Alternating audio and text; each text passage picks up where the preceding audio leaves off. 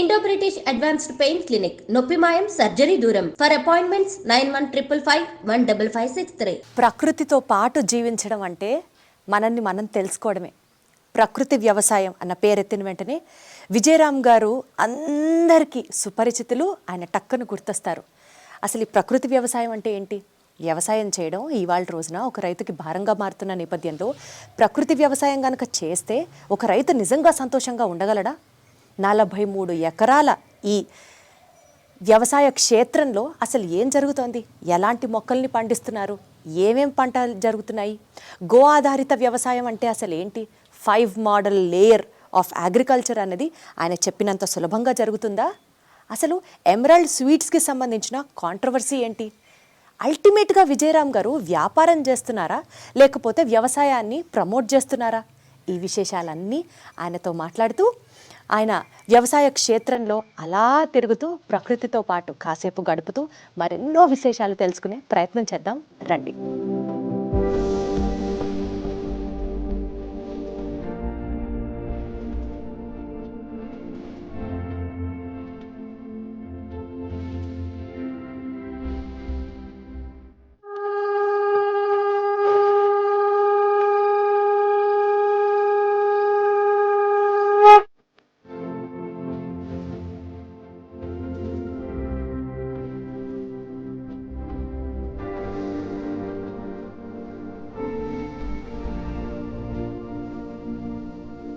So నాకు ఇది welcome bouquet and first మాట ఎంత కంఫర్టబుల్ అనిపించిందో తెలుసా సార్? మీకోసం చేశాను పొద్దున్నే అని అన్నారు చూడండి. అంటే మీరు ఒక ఆర్టిస్ట్లో చేశారు అని అంటున్నారు కదా, అంత ఆర్టిస్టిక్ స్కిల్ లాగా మీకు ఎట్లా దీన్ని డిజైన్ చేశారు చెప్పండి. ఇది నాకు ఇన్స్పిరేషన్ కడపలో ఒక పెద్ద ఆయన, నేను మొన్న చిత్తూరు వెళ్తే ఆయన తీసుకొచ్చి నాకు ఇచ్చారు. ఆయన ఇంకా దీంట్లో ఇంకా పెట్టారు. నాకు అనిపించింది నా పొలంలో ఇన్ని ఉన్నాయిగా నేనెందుకు చేయకూడదు అని. ఆ పెద్ద మనిషి, ఆయన వయసు 70 ఏళ్ళు, ఆయన చేసి ఇచ్చారు. నేను దాన్ని ఫ్లైట్లో తెచ్చుకున్న హైదరాబాద్కి. వారం రోజులు ఉంది. మా అమ్మాయికి అన్నీ చూపించి దీన్ని ఎలా కట్టాడు ఆయన అన్నీ కూడా దాన్ని విడదీసి డ్రై అయిపోయిన తర్వాత అదే పద్ధతిలో నేను చేశాను. ఇప్పుడు ఇందులో మీరు ఏమేమి వాడారు చెప్పండి? మందారాలు, కరేపాకు, క్రైసాంతిమం, రోజాలు, వరి, అరటి, బెండ, గోంగూర, తమలపాకు, మిరియాలు, ఇవన్నీ బాదము, ఇవన్నీ ఇక్కడ ఉదయం 1 గంట కూర్చుంటే ఇది అయిపోయింది. అంటే ఇది చాలామంది ప్రకృతి వ్యవసాయం చేస్తున్నారు కదా, వాళ్ళ జిల్లాలో ప్రముఖులు వచ్చినప్పుడు రైతులకి ఒక అదనపు ఆదాయం ఇలా చూపించవచ్చు. దీంట్లో ఒక అగ్రికల్చర్ ఉంది, కల్చర్ ఉంది, రెండోది ఒక కళ ఉన్నది కదా. ఈ సున్నితత్వం కూడా అర్థమవుతుంది చూసేవాళ్ళకి చాలా. ఇప్పుడు బయట బజార్లో తీసుకొచ్చి పెట్టినా వాళ్ళు అలా తీసుకుని వాళ్ళ పక్కన పెట్టేస్తారు సెలబ్రిటీస్. ఇది ఇచ్చామనుకోండి ఖచ్చితంగా ఇంటికి తీసుకెళ్తారు. మీరు అన్నట్టు వారం రోజులు ఉంచుకొని ప్రతిదీ అజగా గమనించి వాడుకుంటారు. అసలు దీన్ని పారేయడం, పూలు డ్రై అయిపోతే బయట పెట్టేసి పారేయడం అన్నది ఇంక ఉండదు ఇందులో. చూడండి దీంట్లో ఎన్ని వర్ణాల వడ్లలో, నల్ల వడ్లు, ఎర్ర వడ్లు, పచ్చ వడ్లు, ఎన్ని రకాల రంగులు ఉన్నాయి కదా. ఆ రంగుల్ని కూడా కరెక్ట్గా మ్యాచ్ చేసి సెట్ చేశారు. చిక్కుడు, ఆ చిక్కుడు కూడా క్రీపరు చిక్కుడు. ఇదిగో ఇక్కడ ఒక బెండకాయ, మందారాలు, ఇది గోంగూర. ఈ స్థానికంగా ఉన్న రైతులందరూ ఇట్లా తయారు చేసి కలెక్టర్ గారికి ఇచ్చారనుకోండి. కలెక్టర్ గారి దగ్గరికి పెద్ద వాళ్ళు వచ్చినప్పుడు కలెక్టర్ గారు పిలుస్తారు వీళ్ళ బుకే తయారు చేయమని. స్థానికంగా వనరులతో స్థానికంగా ఒక ఆదాయాన్ని మనం నిర్మాణం చేసుకోవాలి. అంటే ప్రాబబుల్లీ సార్ వ్యవసాయం, ప్రకృతి ఆధారిత వ్యవసాయం మీరు కొంత జనాల్లోకి తీసుకొచ్చారు కదా, మనకి దగ్గరున్న వనరులతో maybe the most organic bouquet ever made అన్నది కూడా ఇది చరిత్రలో అట్లా నిలిచిపోతుందేమో సార్. అండ్ ఈ స్పెషల్ మూమెంట్ని నేను ఆస్వాదించడం చాలా సంతోషంగా అనిపిస్తుంది. మాకు అవకాశం ఇచ్చారు, మీరు రాకపోతే నేను చేసేవాడిని కాదు కదా. ఇది ఇలా పెళ్ళిళ్ళు చేయాలని మేము ఇప్పుడు 35 పెళ్ళిళ్ళు చేసాం. ఈ పెళ్ళిళ్ళలో ఇలా లోకల్ మెటీరియల్తోనే అలంకరణ, లోకల్ ఫార్మర్స్తోనే వంటలు నేర్పించటం. ఇలా ఇప్పుడు 3 తయారు చేసాం బ్యాచ్లుగా. వాళ్ళు రైతులు వంటలు చేస్తారు. ఇలా ఆ లోకల్ ఎకానమీ మనం అనేది ఏదైతే మనం క్రియేట్ చేస్తున్నామో దానికి సంబంధించిన అవసరాలు ఉన్నప్పుడు బయట పర్చేజ్ చేయకూడదు. బేగం బజార్కి ₹1 రాల ఈ 35 మంది పెళ్ళిళ్ళలో ఈ ముడి సరుకు కొంటాకి స్థానికంగా ఉన్న రైతులతోనే కొనిపించాం. ఇంకేం చేసాం, పెళ్ళిళ్ళలో పెళ్లి వేదికల దగ్గర టేబుల్స్ వేసి ఆ రైతులందరూ ఉత్పత్తులను ప్రదర్శన పెట్టాం. భోజనం తిన్న తర్వాత ఇవన్నీ బాగున్నాయి అన్నారు, ఆ రైతుల దగ్గర కొనుక్కోండి. అలా రైతులకి నేరుగా వాళ్ళ బంధువులందరినీ పరిచయం చేసాం. ఒక్కొక్కరు 15-20 వేల రూపాయలు అక్కడ అమ్మకాలు చేసుకున్నారు. ఒక్క పెళ్లిలో 20-30 మంది రైతులు పాలమూరులో చేశాం. బేసికల్గా సార్ నాకు అర్థమవుతుంది, రైతు అభ్యున్నత, సమాజ శ్రేయస్సు.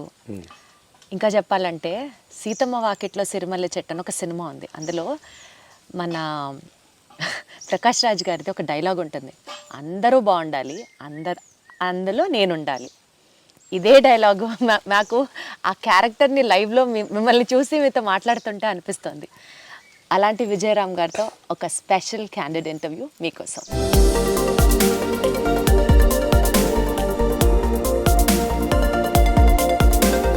పశ్చిమ బెంగాల్లో, ఒరిస్సాలో, ఇంకా భారతదేశంలో ఆ సంస్కృతి ఉంది. వాళ్ళు ఇలా పంట రాగానే సూర్యుడికి నమస్కారం చేసి, భూమికి నమస్కారం చేసి, ఈ మొదటి కంకెలు కోసి ఊరు మొత్తం స్థానికంగా ఉన్న మందిరాల్లో దాన్ని నూర్చి దంచి పొట్టు తీసి అప్పుడు పాయసం చేసి స్వామికి నివేదన చేసి, సూర్యభగవాన్ నివేదన చేసి ప్రతిమ చేనుకు వస్తారు. కృతజ్ఞతాభావం. మన తెలుగు రాష్ట్రాల్లో కొంత గుంటూరులో వరకు ఉండేది, మెదక్లో ఉండేది నేను చూసిన తర్వాత. ఇప్పటికి ఎక్కడా లేదు. ఇలా పంట పండంగానే పెద్ద రాక్షసుని తీసుకొస్తారు, హార్వెస్టర్స్ అని. ఆ పెద్ద మిషన్ చూసారా, దాన్ని పచ్చి ఒళ్ళు కాన్పు అయింది కదా, ఈ పచ్చి ఒళ్ళు మీద 4 టన్నులు బరువును తొక్కిస్తారు. భూమి అలా చేయకూడదు కదా. అలా మిషన్లు పెట్టి కోయించేసేసి అలా రైతులు అక్కడ అమ్మేసి వచ్చేస్తున్నారు. ఈ విధంగా చేసి ఎండబెట్టి 6 నెలలు నిల్వ పెట్టినాక భోజనం తినాలి. ఎవరు అలా చేయట్లా. హార్వెస్టర్తో కోసేస్తున్నారు, మిల్లింగ్ చేసేస్తున్నారు, పంపించేస్తున్నారు. ఇలా తిన్నప్పుడు ఆ తరంగాలు ఏమి మన ఆహారంలోకి రావు. మట్టి నుంచి మనం వచ్చాం, మట్టిలోంచి పంట వచ్చింది కదా, పూజ చేసి నేలకి మొక్కి సూర్యభగవాన్ మొక్కి పంట తీసుకోవాలి. పచ్చి ఒళ్ళు అని మీరు మాట్లాడిన టర్మినాలజీ ఉంది చూసారా సార్, ఎంత సెన్సిటివ్గా మీరు మాట్లాడతారు, ఎంత సెన్సిబుల్గా ఫీల్ అవుతారు అన్నది అర్థమవుతుంది.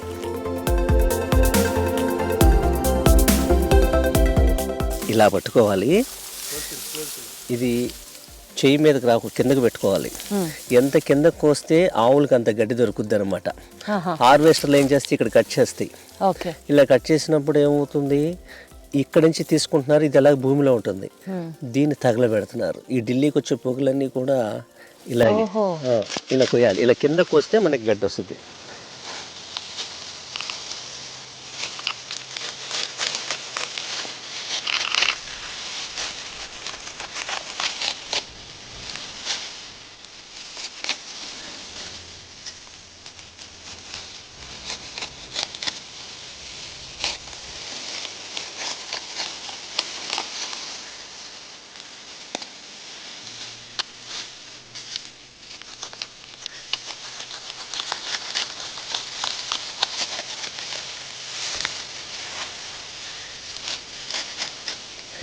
సార్ అయితే అసలు మీరు హార్వెస్టర్లని వాడరా? అంతా ఇట్లా మాన్యువల్ గానే చేస్తారా? మరి చాలా టైం వేస్ట్ అయిపోతుంది కదా సార్. ఇప్పుడు మనకి ఆవులను ఇచ్చాడు కదా, ఆవులకి గడ్డి కావాలి కదా. ఇప్పుడు మనకి హార్వెస్ట్తో కట్ చేస్తే ఇక్కడికి వస్తుంది, ట్రాక్టర్ గడ్డి తిందు. అంతే కదా. ఇంకా వాళ్ళకి ఆవులు లేకపోయినా పర్వాలా. రైతుకి ఆవులు ఉండాలి అంటే మనకి గడ్డి కావాలి కదా. మన ఆహారం ఇది కదా. మన బరువు 80 కేజీలు, 100 కేజీలు మనిషి బరువు. అదే ఆవు నంది బరువు 300 నుంచి 500 కేజీలు. అందుకే ఇంత గడ్డి ఇచ్చాడు. సరే ఎర్ర చీమలు అన్నీ ఉంటాయి పొలంలో.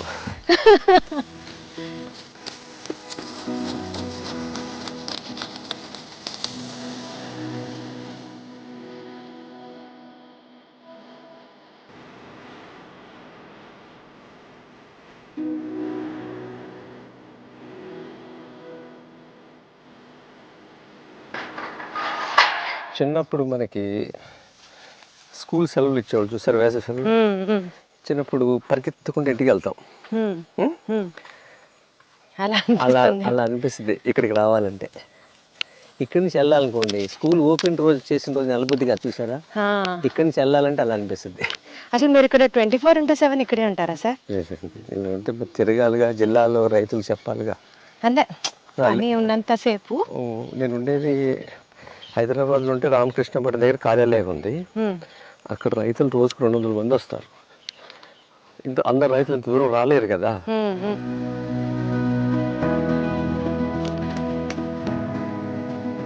అబ్బా సరే, హైదరాబాద్లో ఉన్నామా? మీకు అటు చూస్తుంటే కేరళ లాగా అనిపిస్తుంది. మనిషి 100 ఏళ్ళు బతుకుతాడు సార్ ఇక్కడ ఉంటే. పచ్చడి మెతులు తింటా, పచ్చడి మెతులు తింటా బతుకుతాడు. ఏం అక్కడ గ్లాస్ పాలు ఉంటే రాత్రికి పచ్చడి తిని బతకవచ్చు.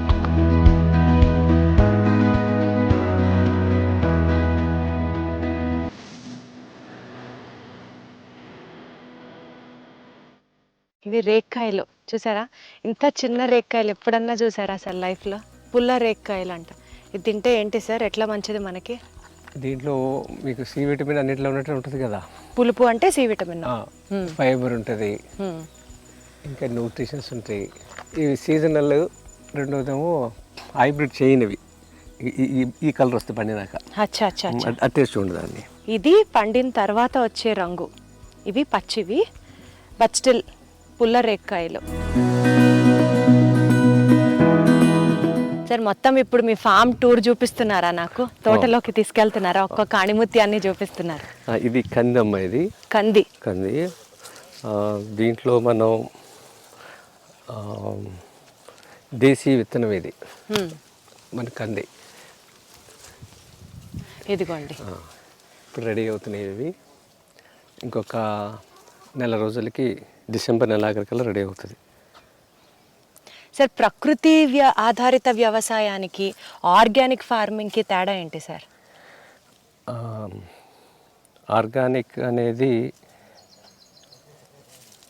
విష రసాయనాలు లేకుండా పండించే విధానమే అదైతే. కాకపోతే ఏంటంటే దీంట్లో వాళ్ళు ఇన్పుట్స్ కాస్ట్ ఎక్కువ ఉంటుంది. వర్మీ కంపోస్ట్ అంటారు, అది కొనుక్కోవాలి. తర్వాత వర్మీ కల్చరు, ఇవన్నీ దీనికి సంబంధించిన ముడిసరుకు అంతా కూడా బయట నుంచి కొనుక్కోవడం అనేది అలవాటు చేశారు.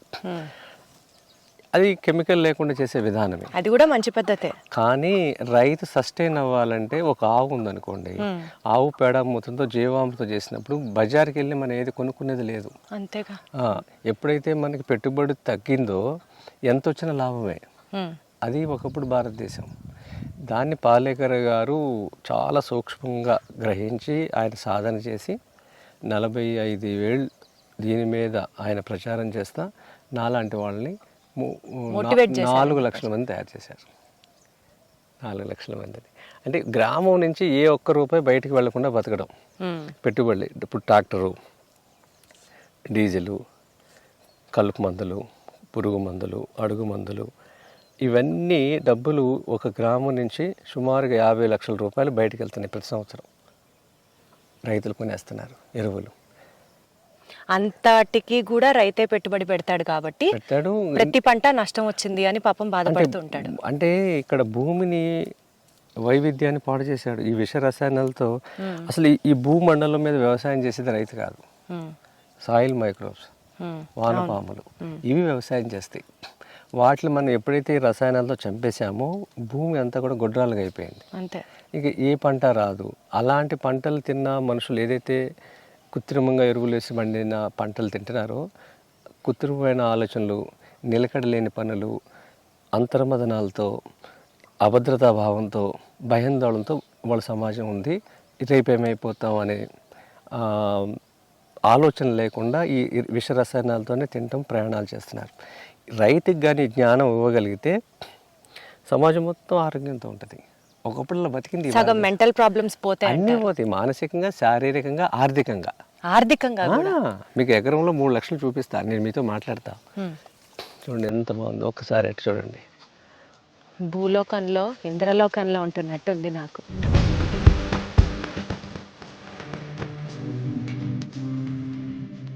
ఎప్పుడు చూడలేదు సార్ కంది మొక్క, కంది చేను ఇలా ఉంటుందని.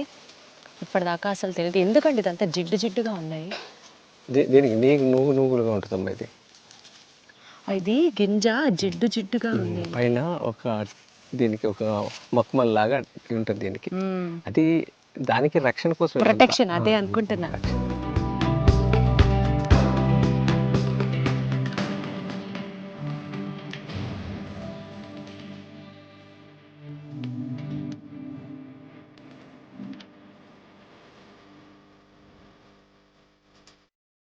మనం ఎప్పుడైతే విష రసాయనాలు స్ప్రే చేయలేదో తేనెటీగలు చాలా బతుకుతాయి.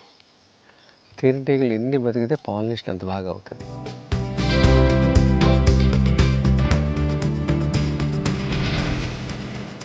ఎంట్రీలోనే చక్కగా పసుపు మొక్కలతో స్వాగతం.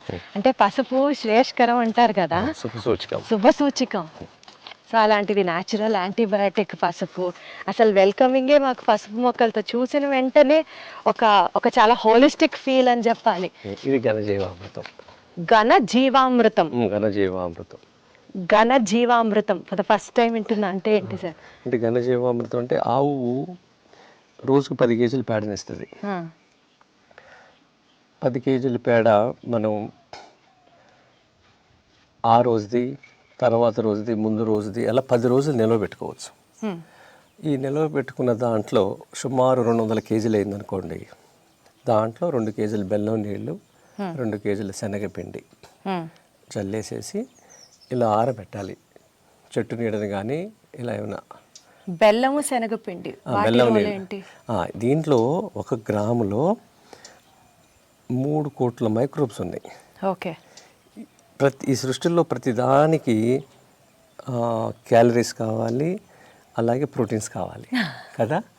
ఈ క్యాలరీస్ కోసం బెల్లం, ప్రోటీన్ కోసం ద్విదళానికి సంబంధించిన పిండి, అది ఏదైనా అంటే మనకి శనగపిండి, పెసరపిండి, మినపిండి, దాన్ని ఈ 2 కాంబినేషన్లో ఇచ్చినప్పుడు అది ప్రతి 2 అవర్స్కి రెట్టింపు అవుతూ ఉంటాయి, పుడతా ఉంటాయి. అలా 48 అవర్స్ వరకు పుడతాయి.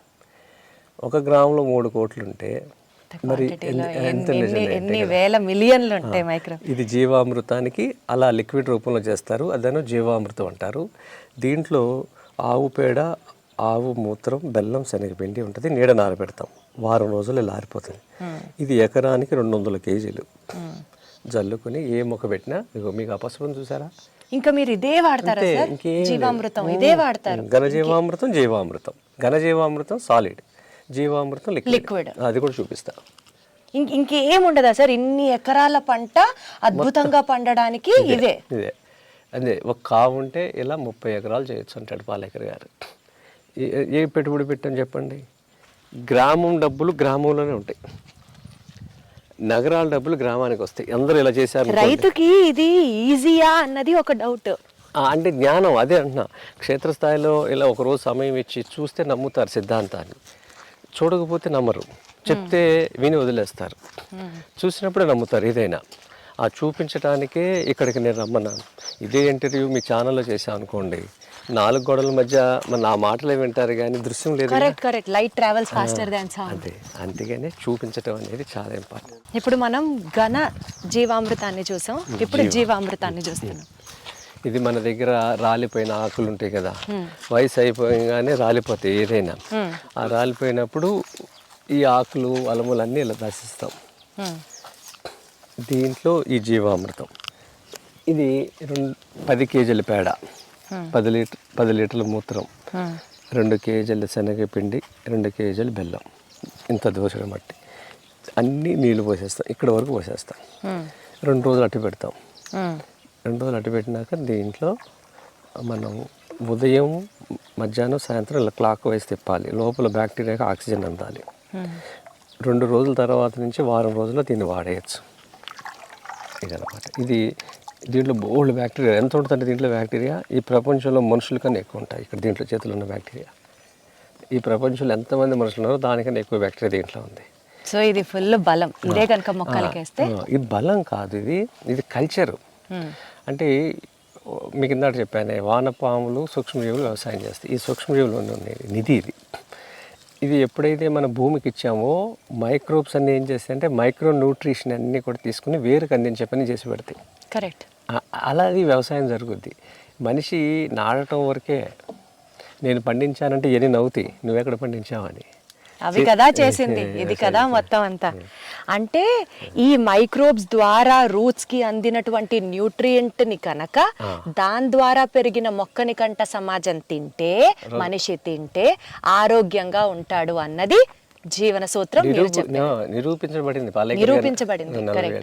అంటే ఇప్పుడు భూమిలో మీకు అన్నీ ఉంటాయి, కానీ మొక్క అందుకునే స్థితిలో ఉండదు. ఇది ప్రత్యేకంగా చెప్తారు పాలేకర్ గారు. ఎట్లా అంటే, నాన్న కష్టపడతాడు, ఉద్యోగం చేస్తాడు, జీతం తీసుకొచ్చి ఎవరికి ఇస్తాడు?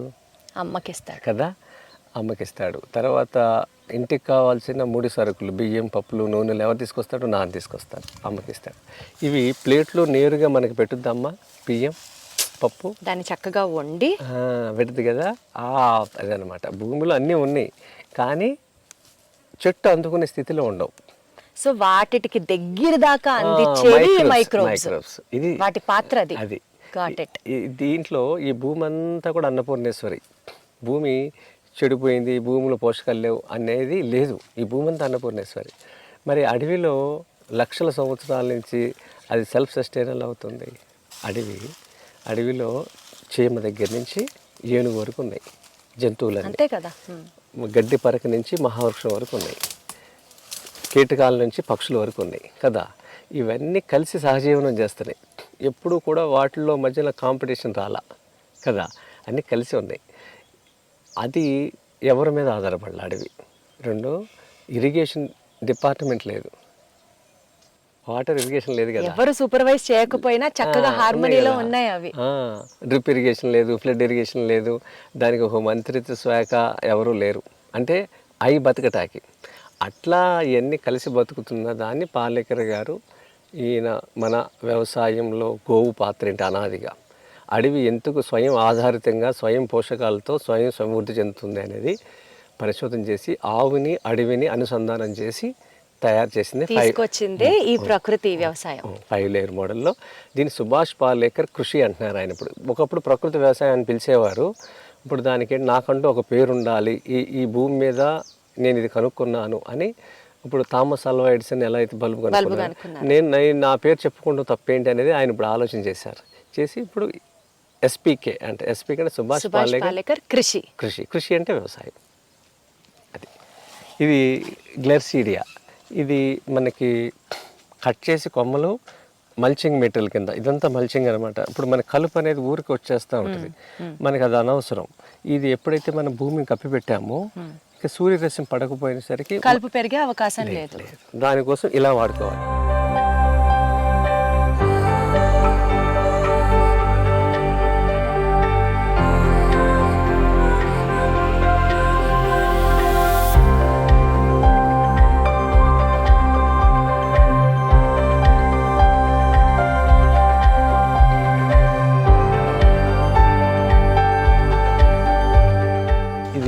మా పిల్లే సాంబా.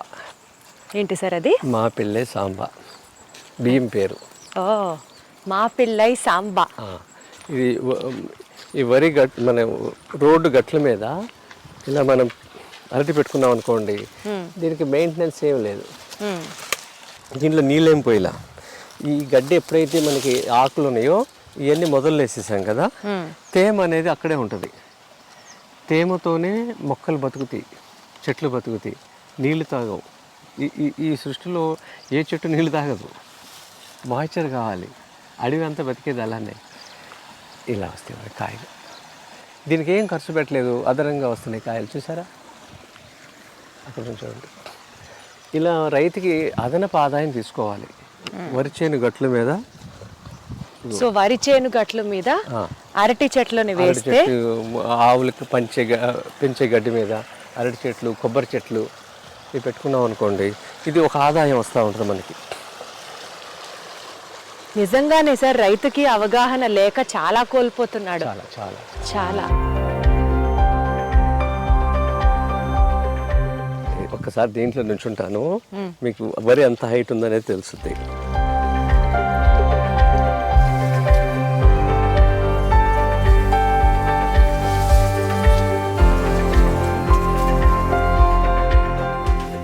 ఈ హైట్ అసలు ఇంత హైట్ లో వరి నిజంగా వరి చేనులో కూడా చూడమేమో సార్.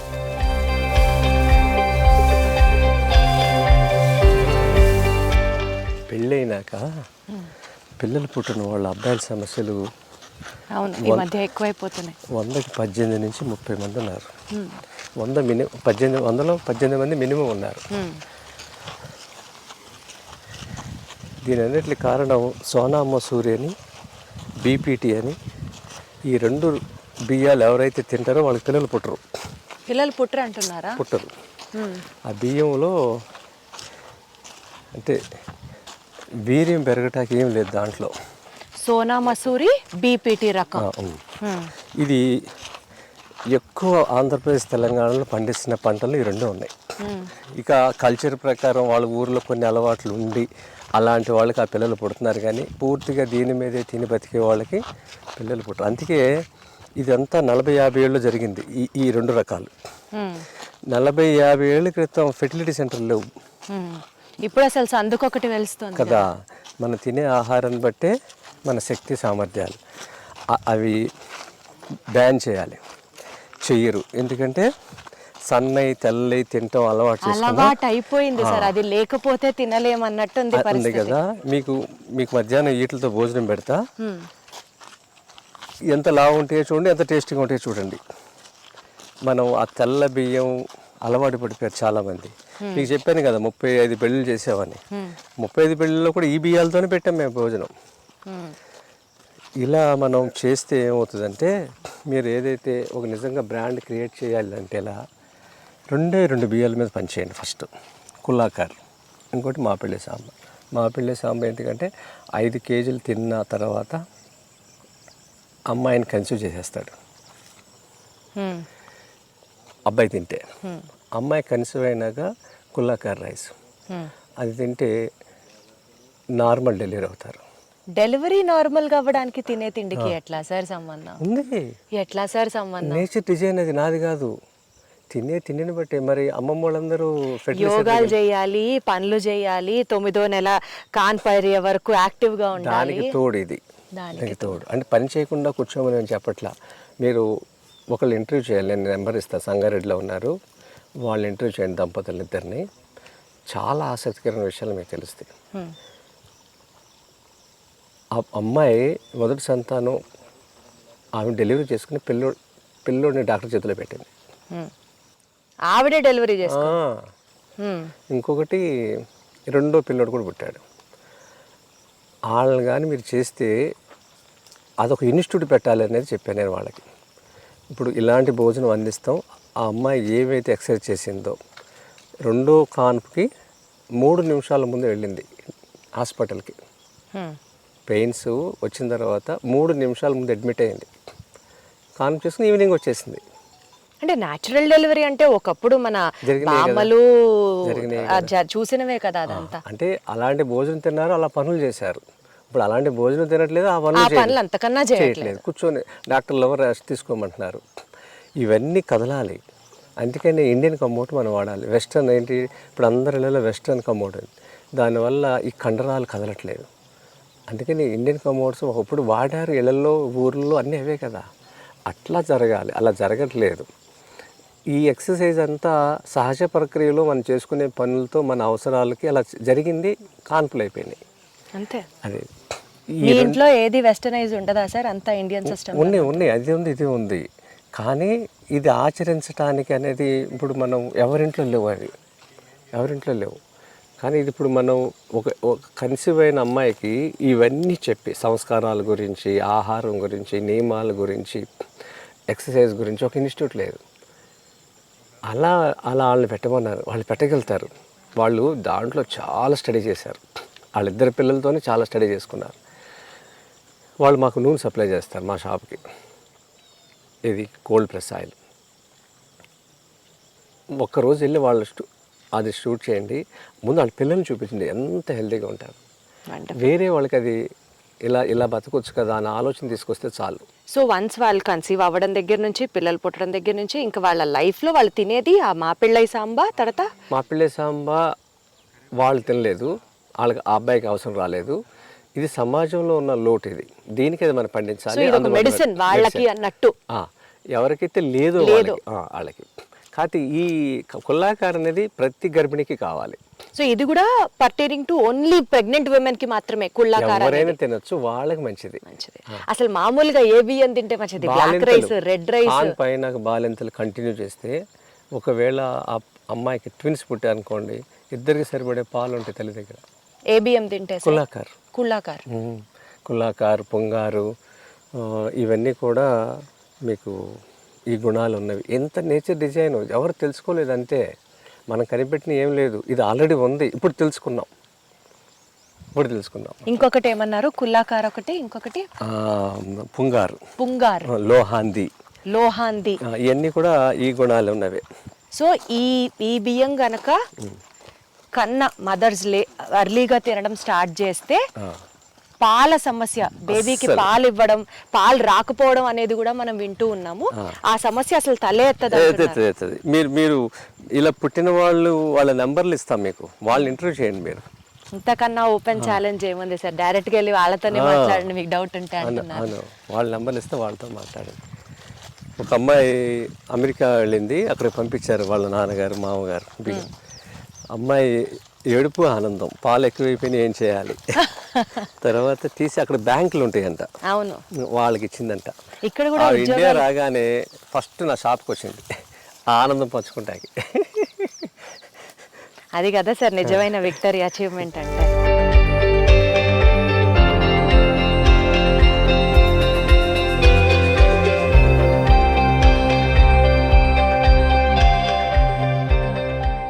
ఇది లోపల వరి చేను, ఇది రైతులకు చూపించాల్సిన విషయం. లోపల వరి ఉంది కదా, గట్ల మీద మనం ఇందాక మీరు చెప్పినట్లుగా అరటి, పసుపు, కంది, ఇది గ్లిరిసీడియా, ఇవి కట్ చేసి కొమ్మలము మల్చింగ్ వాడేస్తాము. అంటే ప్రతి అంగుళం మనం ఇలా వాడుకోవటం వల్ల అదనపు ఆదాయం రైతుకి అంటే వరిలో 20,000, 25,000 మించి ఆదాయం లేదు ఎక్కడైనా సరే.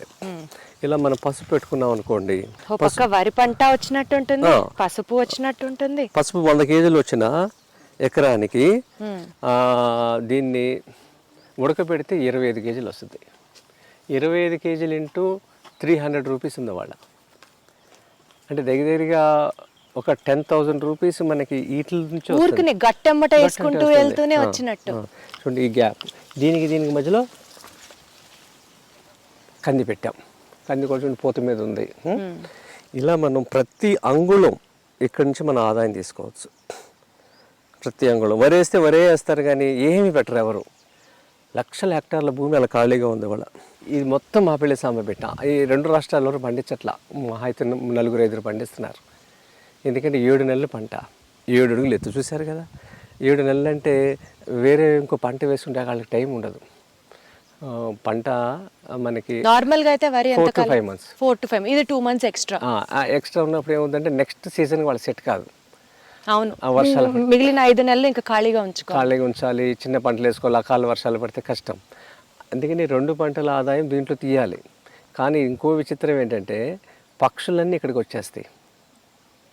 పక్షులు ఎందుకంటే 2 నెలలు వాళ్ళకి ఏం దొరకదు కదా, అన్ని పంటలు అయిపోతాయి ఊర్లో. 2 నెలలు ఇంకా ఇది అన్ని ఊరు పక్షులన్నీ ఇక్కడే ఉంటాయి, తోలినా కదలవాయి. అందుకని ఇప్పుడు దీంట్లో 5 నుంచి ఎన్ని బస్తాలు వస్తాయి మనకి? 5 నుంచి 8 వస్తాయా?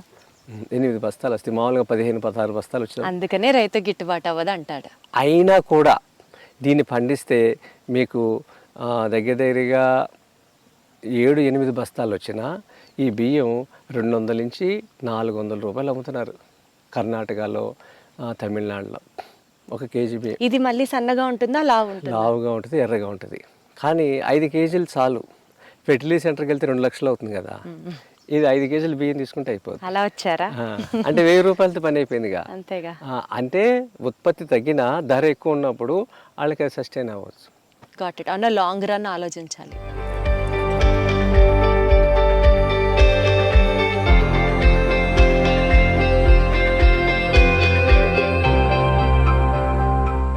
ఇక్కడ ఏ మొక్క వేయాలి, ఏ పంట పండించాలి, ఇదంతా మీరే డిసైడ్ చేస్తారా సార్? ఇది ఆల్రెడీ కొన్ని బంధాలు వరి కోసం రెడీ చేసి పెట్టుకున్నవే. దాంట్లో వరిలో రకాలన్నీ నేనే డిసైడ్ చేస్తాను. ఏది మనం ఎవరు పండించట్లేదు అనే దాని మీద ఎక్కువ కాలం పంటలు అంటే ఈ మొత్తం 44 ఎకరాల్లో ఉన్న ఈ ఫార్మ్ అంతా మీదేనా? మొత్తం సోలోగా? మాది మా అన్నదమ్ములు, మేము మొత్తం 4 అన్నదమ్ములు. 4 అన్నదమ్ములు కలిసే ఉంటాము, కలిసే తీసుకున్నాము. అయితే వాళ్ళు, నేను మిఠాయి షాపు దూరంగా ఉన్న చాలా కాలం నుంచి, అది అక్కడ నా పని వాళ్ళు చూసుకుంటున్నారు. వాళ్ళందరి కోసం ఇది నేను ఇక్కడ చేస్తున్నా. మీది బేసికల్గా వ్యవసాయ ఆధారిత కుటుంబం? లేదు లేదు లేదు, నేను హైదరాబాద్ వచ్చినాక నేర్చుకున్నా. ఊర్లో వ్యవసాయ భూమి లేదు. బేసిక్గా మీ నేపథ్యం ఏంటి సార్? నేను జేఎన్టీయూలో ఫైన్ ఆర్ట్స్ చేయాలని హైదరాబాద్ రావాలని, నేను హైదరాబాద్ రాకముందు ఇంటర్లో జాయిన్ అయ్యి ఒకరోజు కాలేజీకి వెళ్ళి డిస్కంటిన్యూ చేసి వచ్చేసా. నాకు నచ్చలా. ఇంటర్లో ఒక్కరోజు కాలేజ్కి వెళ్ళి వచ్చేసారు చేసి మా అమ్మకి చెప్పి చదువుకోని నేను. అంటే మీరు మీ 10th క్లాసే మీ క్వాలిఫికేషన్? అంతే. నిజమా? తర్వాత హైదరాబాద్ వచ్చి ఫైన్ ఆర్ట్స్ జాయిన్ అవ్వాలని, జేఎన్టీయూలో నాకు ఇష్టం ఫైన్ ఆర్ట్స్ చేయాలని. అక్కడికి వస్తే 5 సంవత్సరాలు అన్నారు. 5 సంవత్సరాలకు తర్వాత జాబ్ గ్యారంటీ లేదు. అప్లైడ్ ఆర్ట్ అనే అడ్వర్టైజింగ్ ఏజెన్సీలో నీకు స్కిల్స్ని బట్టి నువ్వు ఎదగాలి అనేది అప్లైడ్ ఆర్ట్, దాని ఉద్దేశం అది. ఒక కంపెనీని ఎలా ప్రమోట్ చేయాలనేది డిజైన్ చేయటం, ఆ కోర్స్ అది. ఇక 5 సంవత్సరాలు ఎందుకు టైం వేస్ట్ అని నాకు తెలిసిన వర్క్స్ ఏవైతే నేర్చుకున్నానో నేరుగా వెళ్ళి ఒక ఏజెన్సీలో జాబ్ చేశాను. చేసిన తర్వాత అక్కడ 1 సంవత్సరం నేర్చుకున్నాక మెలకువలన్నీ నేనే ఓన్గా స్టార్ట్ చేసుకున్నా. ఒక డిజైన్ కంపెనీ చేసుకుని టీవీఎస్ మోటార్ కంపెనీకి స్పెక్ట్రా వెహికల్ అని ఒకటి కొత్తగా లాంచ్ చేశాను. అవునవును, టీవీఎస్ స్పెక్ట్రా.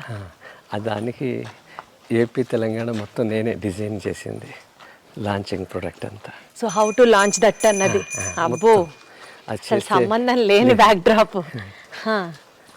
ఆ రోజుల్లో నాకు 1998లో 5 లక్షల రూపాయలు నాకు ప్రాఫిట్ వచ్చింది.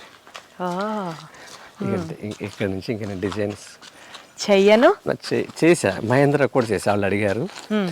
ఇక మన్నయ్య అంటే ఫుడ్ బిజినెస్ ఇంట్రెస్ట్, ఆయన కోసం దిగా నేను. ఆయన మజిలీపట్నంలో ఉండేటప్పుడు ఆయన కోసం, మాది బందర్ కదా, బందర్ లడ్డుని ఇక్కడ హైదరాబాద్ తీసుకురావాలి అనేది ఆయన ప్రయత్నం. అలా బందర్ని హైదరాబాద్ తెచ్చాం. ఆ లడ్డూతో మొదలుపెట్టి ఇక ఒక దాంతో కాదని ఇంకా అలా అలా అలా స్వీట్స్ సామ్రాజ్యం అలా విస్తరించారు. అనుకోకుండా జరిగింది. కానీ తర్వాత ఈ పాలేకర్ గారి పరిచయం అవటం, వ్యవసాయము, రాజీవ్ దీక్షిత్ గారి పరిచయం అవటం, ఇవన్నీ ఇక ఒకటి భూమి తీసుకుని, అప్పటి వరకు మేము ఏదైతే సంపాదించుకున్నామో మొత్తం తీసుకొచ్చి భూమి కొనుక్కున్నాం.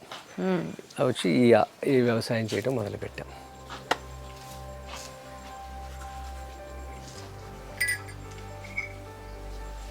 చాలా మంచి చూడండి. వీడి పేరు పాండవ ప్రియ. పాండవ ప్రియ. పాండవ ప్రియ అంటే పాండవులకి ఇష్టమైన వాడు ఎవరు? అందరికంటే కృష్ణుడికి వచ్చారా? నీకు పాండవులందరికీ ప్రియుడు కాదు కృష్ణుడు. నేను కృష్ణుడు అనకుండా పాండవ ప్రియ అంటాం. 6 సంవత్సరాలు, వీడికి 6 ఏళ్ళు, నాకన్నా ఎత్తుంటాడు.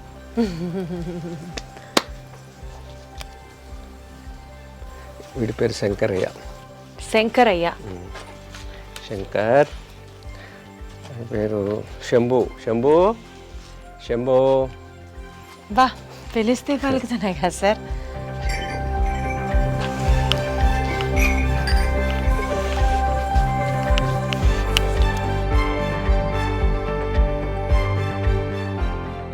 ఇది మీకు ఒక అడవిలాగా ఉంటుంది, చూసారా? అవును. దీంట్లో ఇది 1 ఎకరం ఒక మనిషి చేసుకుంటే 3 లక్షల రూపాయలు 1 సంవత్సరానికి ఆదాయం వస్తుంది. 1 ఎకరం. అదే 1 ఎకరం వరిలో పండిస్తే 30,000 వస్తుంది. 3 లక్షలు ఎక్కడ, 30,000 ఎక్కడ? రెండోది, ఈ 30,000 వచ్చినాయి ఇంత లోతు నీళ్ళు పెడతారు. ఇప్పుడు వరిలో చూసారు కదా, ఆంధ్రప్రదేశ్ తెలంగాణలో ఎక్కువ పంట వరి. దీన్ని ఒక ఉద్యమం లాగా మీరు చేయాలి, మనం అందరం చేయాలి. వరిని ఆపాలి. ఎంత ఆపాలి? ఇంటికి ఎంత కావాలో అంతా పండించుకోవాలి. మిగిలింది అందరూ ఇలా పెట్టామనుకోండి, ఏమంటారు సార్ ఈ ఎకరంలో ఇప్పుడు మీరు చేస్తున్న ఈ మోడల్ ఏంటి? దీన్ని 5 దొంతర్ల పంట అంటారు. ఓకే, 5 దొంతర్ల పంట, 5 లేయర్ మోడల్. ఓకే. ఇది మీరు దీని మీద ఎప్పుడైనా ఒక చిన్న చిన్న కార్యక్రమాలు చేయండి ఆంధ్రప్రదేశ్ తెలంగాణలో, రైతుల నెంబర్లు నేను ఇస్తాను. ఓకే. ఇది ఎందుకు చేయాలి అని మీరు అడిగితే, ఇది ఎందుకు చేయాలంటే భూమి వేడెక్కుతుంది రోజు రోజుకి. దీంట్లో ప్రధానంగా మానవ చర్యల వల్ల మనం వాడే ఇంధనం, మనం వాడే ఏసీలు, మనం వాడే సిమెంటు, మనం వాడే ప్రతి వస్తువు ఒక కరెంటుతో యంత్రంతో తయారవుతుంది. ఓకే. ప్రతిదీ ఇగో నేను ఈ చేత్తో తయారు చేసింది, నేను వాడుకున్న ప్రతిదీ చేత్తో తయారు చేశాడు మనిషి. దీంట్లో ఎక్కడ విద్యుత్తు వాళ్ళ, ఇంధనం వాళ్ళ. భూమి కార్బన్ డైఆక్సైడ్తో నింపేసి మనకి ఒకవైపు మంచు కరిగిపోతుంది, సముద్ర మట్టాలు పెరుగుతాయి భవిష్యత్తులో, అకాల వర్షాలు, సునామీలు అన్నీ. ఇప్పుడు ఎన్నిటికి కారణం మనిషి చేస్తున్న పని.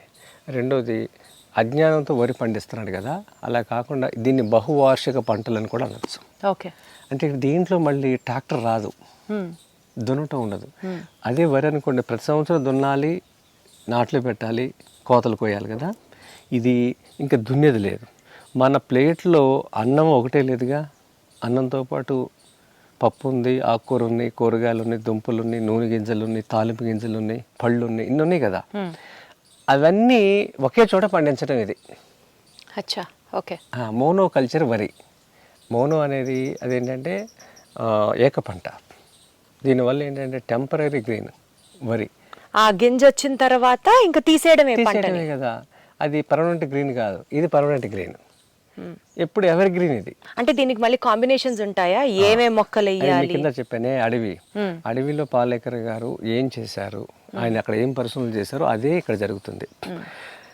అంటే ఒక మొక్క నుంచి ఇంకో మొక్కకి నైట్రోజన్ ఫిక్సేషన్ దీంట్లో ఉంటుంది. అచ్చా. ఒక చెట్టుని రాలిన ఆకులు ఒక పంటకి పనికి వస్తాయి. ఒక చెట్టు మీద పడ్డ ఎండ కింద మొక్క మీద పడితే సరిపడే ఎండ ఉంటుంది. ఇది డిజైన్ ఉంటుంది దీంట్లో. ఈ విధంగా చేసుకున్నప్పుడు మీకు అన్నీ వస్తాయి. ఇప్పుడు ఇది మునగ కింద మునగ ఆకులు నీడ చాలా పల్చగా ఉంటుంది, థిక్ షేడ్ ఉండదు. ఇక్కడ ఎండ పడుతుంది చూసారా, ఎండ పడుతున్నప్పుడు ఇక్కడ తమలపాకు, చామగడ్డ, ఈ పసుపుకి సరిపోతుంది ఇది. ఇవన్నీ ఒక సైంటిఫిక్గా ఆయన చెప్పగలిగారు. ఇది మనం చేసుకుంటే 3 పూట్ల తినగా 3 లక్షల రూపాయలు మనకి సంవత్సరానికి వస్తుంది. పెట్టుబడి ఒక ఎకరానికి 1 టైం ఇన్వెస్ట్మెంట్. ఈ బెడ్స్ వేసుకోవటం, ఇది కాలువ, ఆయన ఉంచున్నది కాలువ, ఇది బెడ్. ఇది ఒక్కసారి మనం ఇన్వెస్ట్ చేసుకుంటే ఇంకా దీంట్లో ట్రాక్టర్ రాదు. ప్రతిసారి వరి పండిస్తున్నప్పుడు ట్రాక్టర్ అవసరం అవుతుంది, భూమిని దున్ని చేస్తున్నాము కదా. ఇంకోటి అక్కడ పంట అయిపోయిన తర్వాత ఒక పక్షి కానీ కీటకం కానీ వాలటానికి ఎక్కడ చోటు ఉండదు, ఎడారి అది. పంట ముందు కూడా పచ్చని ఎడారి, పంట అయినా కూడా ఎడారే. పక్షి ఉండటానికి ఆవాసం అవుతుంది ఇదంతా. ఇప్పుడు ఎన్ని పక్షులు అరుపుతున్నాయి, పక్షులు అరుపులు పెడతాయి చక్కగా. వరి చేలో ఇది ఎక్కడ కుదురుతుంది కదా. అసలు మీరు మంచం వేసి పడుకుంటే తినకుండా నిద్ర వచ్చేస్తుంది ఇక్కడ. నిజంగా చాలా ప్రశాంతంగా ఉంది, ఎంత చల్లగా కూడా. దీంట్లో ఇప్పుడు మీకు చూపిస్తాను దగ్గర ఏమున్నాయి అనేది. ఇదిగోండి, ఇది ఈ లైన్. దీంట్లో మీకు 60x60, ఇది 60x60 అడుగులు. ఓకే. 60x60 అడుగుల్లో అంటే 400 గజాలు సుమారుగా. 400 స్క్వేర్ యార్డ్లో ఈ మొత్తం మొక్కలు 81 చెట్లు వస్తాయి. ఓకే, 81 చెట్లు 400 గజాల్లో. దాంట్లో ఏంటంటే 20 చెట్లు అరటి చెట్లు వస్తాయి. ఓకే. 16 మెడిసినల్ కానీ బొప్పాయి కానీ వస్తాయి. ఓకే. ఇవి 36 వస్తాయి. ఈ లైన్ అంతా మునుగుని చూసారా, ఒక కొబ్బరి చెట్టు వస్తుంది, ఇంకా 9 రకాల పళ్ళ చెట్లు వస్తాయి. ఏ రకమైన పర్వాలేదు. దీంట్లో లెక్క ఉంది. 4 మూలల్లో 60x60 4 మూలలు ఉంటాయి కదా, చతురస్రం. ఈ చతురస్రంలో ఇక్కడ మామిడి పెట్టామనుకోండి, ఇక్కడ సపోటో, ఇక్కడ నేరేడు, ఇక్కడ పనస, ఇవన్నీ బిగ్ ట్రీస్. మధ్యలో 60లో 30 ఉంది చూసారా, 30లో స్మాల్ ట్రీస్ ఉంటాయి. ఈ జామ, నిమ్మ, బత్తాయి, కరివేపాకు. ఈ 2 సెంటర్ పాయింట్లో కొబ్బరి. ఇదేంటంటే పోటీ ఉండదు ఎక్కడ ఈ డిజైన్ వల్ల. ఏ చెట్టుకు ఆ చెట్టు ఇండివిజువల్గానే పెరుగుతుంది, ఏ కాపుకు ఆ కాపు రైతుకి ఉపయోగకరంగా ఉంటుంది, పక్షుల ఆవాసంగాను ఉంటుంది, ఆదాయం ఉంటుంది, ఆరోగ్యం ఉంటుంది, భూమి ఆరోగ్యం, మనిషి ఆరోగ్యం. అది కార్నర్లో ఉన్న నేరేడు చెట్టు. 30 feet ఉంది చూసారా, 30 feetకి జామ. ఓకే. అక్కడ 30 feetకి ఈ అరటి చెట్ల వెనక సపోటా ఉంది. 60లో సగం 30 కదా, 30లో సగం 15, 15లో సగం 15 దగ్గర 15లో సగం 7.5. ఇది 7.5. 7.5 లో కొబ్బరి చెట్టు వస్తుంది. 7.5లో రాదు మీకు, సెంటర్లో 30 feetలో వస్తుంది. ఈ 7.5 అనేది ప్లాంట్ టు ప్లాంట్. అచ్చా. ఇక్కడ నుంచి ఈ ప్లాంట్కి 7.5, ఈ మొక్క నుంచి ఆ మొక్కకి 7.5. ఇక ఎటు చూసినా సరే మీకు 7.5 by 7.5 మొక్కలు ఉంటాయి దీంట్లో, చెట్లు. ఈ చెట్లలో మనకి ఈ 7.5 మధ్యలో మనం కాలువ తీస్తాం. ఇది కాలువ మీద తీసినప్పుడు ఈ మట్టి ఎట్లా వేస్తాం, ఈ కాలువ తీసినప్పుడు ఈ మట్టి ఇట్లా సో దట్ మధ్యలో ఉన్న వాటికి బెడ్ దీంట్లో మనం ఏం పెట్టుకున్నాం, ఇది చూడండి దొండ, అది తమలపాకు. దీన్ని ఏమి ఎక్కించాం, మునక్కెక్కిచ్చేసాం ఇట్లా. ఇక్కడ ఈ బెడ్ మీద ఇక్కడ పసుపు పెట్టాం కదా, ఇది పసుపు, ఇది చామగడ్డ.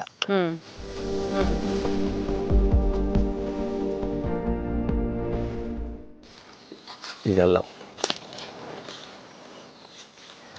తర్వాత ఇది మిరియాల.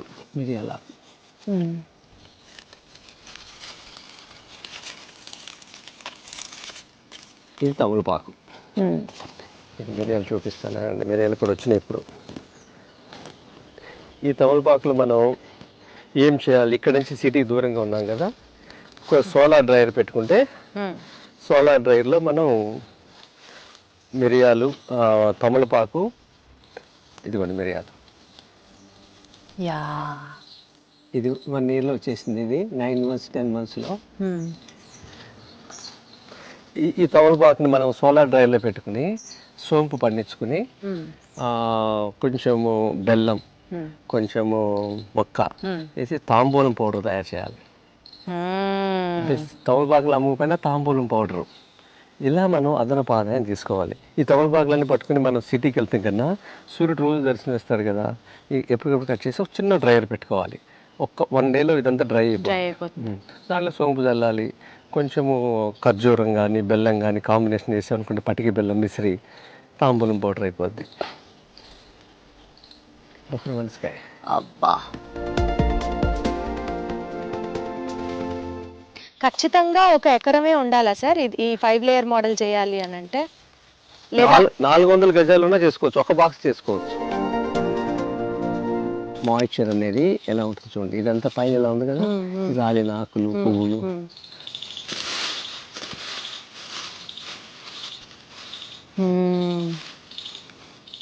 గతంలో వేసిన ఇదంతా చక్కగా ఉండగట్టే మాయిశ్చర్ ఉన్నట్టు. అండ్ అండ్ అండ్ మళ్ళీ మనకి కలుపు కమ్మని వస్తుంది. అవును, వర్షం పడినప్పుడు వచ్చే వాసన. అండ్ కలుపు పెరగకుండా మల్చింగ్ హెల్ప్ అవుతుంది. దీనివల్ల వర్షపు నీళ్లు, మనం ఇచ్చిన నీళ్లు ఆవిరి కావాలన్నమాట త్వరగా. ఇదేం చెట్టు సార్, ఇదేం మొక్క? కృష్ణపాదం. కృష్ణుడు పాదాలు ఉంటాయి దీని మీద, నేను చూపిస్తా. కనబడుతుంది సార్ పాదాలు. ఎస్ ఎస్ ఎస్, కృష్ణ పాదం.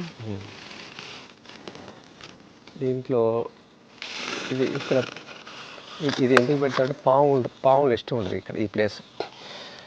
అంటే ఈ కాంబినేషన్లో పాములు రాకుండా దీని నుంచి వచ్చే వాయువు పాముకి ఇష్టం ఉండదు. ఇంకోటేమో ఎన్ని తేనెటీగలు వస్తాయి. ఇది ప్రతి రైతుల పెట్టిననుకోండి, తేనెటీగల గురించి చెప్పాను కదా, పాలినేషన్ కి చాలా హెల్ప్ అవుతుంది. ప్రతి దాని మీద ఉంటాయి, పువ్వు మీద. ఇది సార్ ప్రకృతితో సహజీవనం చేయడం అంటే ఇది. మీరు ఎప్పుడన్నా విన్నారా? కృష్ణ పాదం అంట. ఆ కృష్ణ పాదం రీజన్ ఏంటంటే ఇవి కృష్ణుడి పాదాలు అని అనుకుంటారు. ఎంత బాగుందో. ఎగ్జాక్ట్లీ ప్రకృతితో పాటు డేటింగ్ చేయడం అంటే ఇదే. ఇలా మన ఇంటికి కావాల్సిన పళ్ళన్నీ వచ్చేస్తాయి ఒక బాక్స్ పెట్టుకున్నా. సపోటా మన కార్నర్లో ఉన్న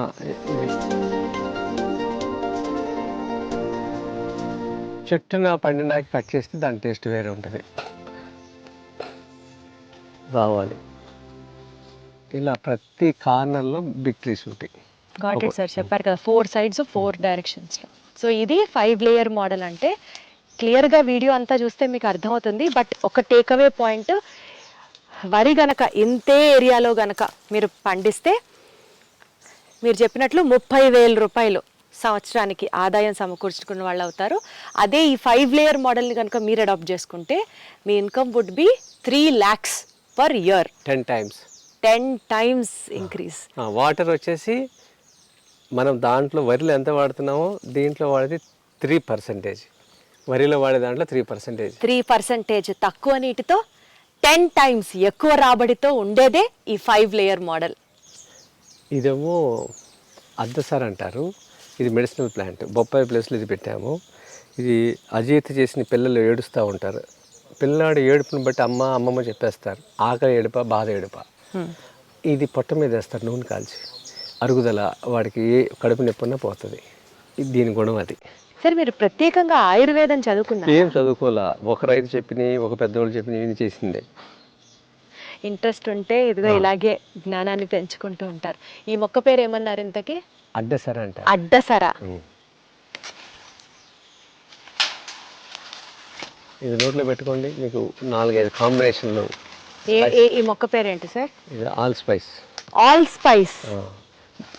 దాల్చిన చెక్క, లవంగాలు ఆ కాంబినేషన్లో 4 years అయింది బెడ్స్ వేసి. రేపు ఫిబ్రవరి వస్తే ఇది 4 సంవత్సరాలు పూర్తి. మళ్ళీ మెయింటెనెన్స్ లేదు. ఇక్కడ మీరు గమనిస్తే ఎక్కడ కలుపు లేదు. అవును, కలుపు లేదు, చూసారా? రెండోది, మనకి ఏ మొక్క పెట్టామో అదే ఉంది కదా. ఇప్పుడు మనకి మెయింటెనెన్స్ తక్కువ దీంట్లో. ఇక దీంట్లో అడవికి వెళ్ళి తెచ్చుకోవటమే అనమాట. అలాగే ఇప్పుడు గెలలు రెడీ అయినాయి అనుకోండి, గెలలు కోసుకోవటమే, ఇంకేం లేదు. ప్రతి సంవత్సరం దీంట్లో కలుపు తీయటం, లేకపోతే ట్రాక్టర్ పెట్టడం, దుక్కు దున్నించటం, అడుగు మందులు వేయటం, స్ప్రేలు చేయటం, ఏది గ్రామం దాటి ఏది ఎలక్కర్లా గ్రామంలోనే ఉండొచ్చు. అంటే అప్పుడు దీనివల్ల ఏంటంటే ప్రతి వాళ్ళు ఇలా చేశారనుకోండి, సిటీలో ఉన్న ఇన్ని లక్షల మంది గ్రామం డబ్బులు గ్రామంలోనే ఉంటాయి. ఇప్పుడు గ్రామం డబ్బులు 50 లక్షలు బయటికి వెళ్తున్నాయి. అప్పుడేముంది, అందరూ నాలాగే చేశారనుకోండి, సిటీలో ఉన్న వాళ్ళందరూ, ఐటీలో ఉన్నవాళ్ళు, వేరే వేరే సర్వీస్ సెక్టర్లో ఉన్న వాళ్ళందరూ ఈ వస్తువుల కోసం డబ్బులు పట్టుకుని గ్రామానికి వస్తారు. అప్పుడేమవుతాయి, నగరాల డబ్బులు గ్రామానికి వస్తాయి. తద్వారా గ్రామాలు డెవలప్ అవుతాయి, సస్టైన్ అవుతాయి. ఇప్పుడేముంది, గ్రామం డబ్బులు నగరాలకు వస్తున్నాయి, నగరం నుంచి విదేశాలకు వెళ్ళిపోతున్నాయి. అన్ని యూరియా, డిఏపి అన్నీ వాళ్ళే కదా కంపెనీలు, అలా వెళ్ళిపోతున్నాయి. అలా వెళ్ళకుండా మనకి తిరిగి రివర్స్ వస్తాయి అనమాట. అప్పుడు అంతే పాలేకర్ గారి నినాదం ఏంటంటే, గ్రామం డబ్బులు గ్రామంలో ఉంటాయి, నగరాల డబ్బులు గ్రామానికి వస్తాయి, విదేశీ డబ్బు స్వదేశానికి వస్తుంది. మనం అందరం ఇలా చేసామనుకోండి, విదేశీయులు కూడా వచ్చి భారతదేశంలో ఏమైనా కొనుక్కుంటారు. పూర్వం కొనుక్కున్నారు, చూసారా, బ్రిటిషర్స్ రాకముందు. అలా మళ్ళీ అందరూ కొనుక్కుంటారు. ఇక్కడ మీకు చిన్న గమనిస్తూ ఉంటే ఒక చిన్న చూపిస్తా చూడండి. సరే, ఇదిగోండి సారీ చామగడ్డ. ఇప్పుడు ఇది మల్చింగ్ చేశాను, చూసారా? ఇది వర్షానికి తరిగి ఇక్కడ ఉందో ఇలా పడిపోయింది. ఇది ఇలా కనబడుతుంది గోడలాగా. ఇలా ఈ కాలం అనేది ఇలాగే ఉంది. దీన్ని మళ్ళీ మనం మెయింటెనెన్స్ చేయటం కూడా లేదు. ఇక మనకి ఖర్చు ఏమీ లేదు దీంట్లో. ఒక్కసారి చేసుకోవటంలోనే ఖర్చు, తర్వాత మన ఆదాయం తీసుకోవటానికి. ఇప్పుడు హితేష్ పటేల్ ఉన్నాడు మహారాష్ట్రలో. ఆయన ఎకరంలో 6 లక్షలు సంపాదిస్తున్నాడు. కానీ ఆ మాట నేను ఎక్కడ చెప్పను. ఎందుకంటే 6 లక్షలు అనగానే చాలామంది వేరేగా ఊహించుకుంటారు. వెళ్ళి చూసిరమ్మంట వాళ్ళది. ఆయన ఏమంటున్నాడంటే, ఇప్పటికీ ఆయన చేయబట్టి 5-6 ఏళ్ళు అయిపోయింది. నెక్స్ట్ 4 yearsలో నా ఆదాయం ఎకరంలో 12 లక్షలు చూపిస్తానంటాడు. అబ్బా! అంటే ఎన్ని పంటలు ఉన్నాయంటే, సూపర్ మార్కెట్లు ఏమున్నాయో అన్నీ అక్కడ ఉన్నాయి, ఉప్పు తప్ప. ఉప్పు మనకి సముద్రం నుంచి వస్తుంది, అది వేరే పద్ధతి. అంటే అన్నీ గ్రామంలోనే దొరుకుతాయి అంటాకి ఆయన ఆ మాట చెప్తాడు. అలాగే ఇప్పుడు మీకు చూపించా, చూసిన తర్వాత ఆయన చూసిన తర్వాత నేను మిరియాలు పెట్టా. ఇక్కడ మిరియాలు వస్తుందా రాదా అని భయం ఎందుకు పెట్టి. ఇప్పుడు మీరు 4 ఏళ్ళు అవుతుంది అంటున్నారు కదా ఫిబ్రవరికి, ఏడాదికి మీరు ఎంత తీస్తున్నారు చెప్పండి? రైట్, మంచి క్వశ్చన్ ఇది. కాకపోతే ఏంటంటే, ఇది నేను పెట్టింది 1/4 ఎకరం. 1/4 ఎకరం అంటే ఇలాంటి బాక్సులు ఎన్ని వస్తాయి? 1/4 ఎకరంలో 10 వచ్చినాయి అంటే 1/4 ఎకరంలో 2.5 అంతే కదా. అలా పెట్టింది దీంట్లో. 4 బాక్సులు పెట్టామనుకోండి పావు ఎకరం అవుతుంది. దీంట్లో నాకు లాస్ట్ ఇయర్ 30,000 రూపాయలు వచ్చింది. పసుపు ద్వారానే ఎక్కువ వచ్చింది. పసుపు నాకు 600 కేజీలు వచ్చింది. 600 కేజీలు ఇలా పెట్టడం వల్ల ఒక బాక్స్ ద్వారా 600లో మనం దాన్ని ఉడకపెట్టి తీసింది మళ్ళీ మీకు 4%, అంటే ఎంత 120 కేజీస్ వచ్చింది. 120 ఇంటూ మళ్ళీ మీరు బయటికి ఎంత అమ్ముతున్నారు? 300 రూపీస్. ఎవరైనా ఊర్లో అమ్ముకోవచ్చు. 300 రూపీస్. 300 అంటే చూసుకోండి, 100 కేజీస్, 20 కేజీస్ ఇంట్లో వాడుకున్నా 100 కేజీస్ అమ్మితే 100 ఇంటూ 300 30,000 దాంట్లో వచ్చేసింది కదా. ఇంకా అరటిపళ్ళు, ఇంకా మీకు మెడిసినల్గా ఉన్నాయి మొక్కలు, అల్లము, తర్వాత ఆకుకూరలు, కూరగాయలు, కంద, ఇవన్నీ కూడా మనకు అదనపు ఆదాయం. అంటే గుడ్డి లెక్కలు వేసుకున్నా సరే మనకి పసుపుతో డబ్బులు వచ్చేస్తున్నాయి. ఇది నాకు వచ్చింది తరకటూరు, కృష్ణా జిల్లాలో. అక్కడ ఇంకా బాగా చేశాను, ఒకే బాక్స్ చేశాను. ఎందుకంటే మాగాణులు ఆపేయాలనే దాంట్లో నేను అక్కడ పనిచేస్తున్నాను. మాగాణుల్లో వరికి బదులుగా ఇది చూపించాలని మాగాణిని ఏం చేశాను, వేసవి కాలంలో చెరువు తవ్వి మట్టితో భూమిని ఎత్తులేపేశాను. అయితే అక్కడ ఈ మోడల్ పెట్టాను. ఆ మోడల్ చూస్తే చాలామంది వచ్చారు ఇప్పటికి. ఇలా ప్రతి వాళ్ళు ఒక బాక్స్ పెట్టుకుంటే మీకు ఇంటికి కావాల్సిన బజార్కి వెళ్లకుండా బతకటం. రెండోది, ప్రతి వస్తువు కొంటాకి మనం 2 వీలర్ 4 వీలర్ తీస్తున్నాం కదా, ఇవన్నీ ఇంధనం ఆధారమే కదా. అలా మనం అసలు ముందు ఆటలు కూడా తగ్గించుకోవాలి. ఒక వస్తువు కొంటాకి బయటికి వెళ్లకుండా బతకటం కూడా ఇంపార్టెంటే కదా. ఇది అమ్ముకుంటాకి కాదు, తినటానికి అన్నట్టు ఫస్ట్ అర్థం చేసుకోవాలి. ఒక బాక్స్ పెట్టుకోమంటా నేను, 60x60. దీంట్లో అగ్గిపెట్ట లాంటి ఇళ్లలో బతికే జనాలకి ఇవాళ కాంక్రీట్ జంగల్లో ఒక బాక్స్ వ్యవసాయం చేసి అందరూ తినండి అంటే అసలు సాధ్యమేనా సార్? అది అంతేకాదు, 1000 గజాల స్థలం ఉందనుకోండి ఊర్లో, ఇది ఎక్కడ చేయొచ్చు? వ్యవసాయ భూమిలో చేయొచ్చు, గ్రామాల్లో చేయొచ్చు, పట్టణాల్లో చేయొచ్చు, నగరాల్లో చేయొచ్చు. 1000 గజాల స్థలం ఉన్న వాళ్ళు 300 గజాలు ఇల్లు కట్టుకుని 400 గజాలు ఇది పెట్టుకుని 700 గజాలు, ఇంకొక 250 300 గజాల్లో ఆవును పెట్టుకుంటే సిటీలో కూడా చేసుకోవచ్చు. ఆచరణ సాధ్యమేనా? చేసుకోవచ్చు, ఎందుకు కాదు. భూమి అన్నపూర్ణేశ్వరి ఎక్కడైనా చేయొచ్చు. ఈ భూమిలో అంతకుముందు వరి పండించిన భూమి ఇది, మీరు కూర్చున్నది. మరి వాళ్ళు ఎందుకు అవుతుంది కదా. మనసు ఉంటే మార్గం ఉంటుంది, అది సారాంశం.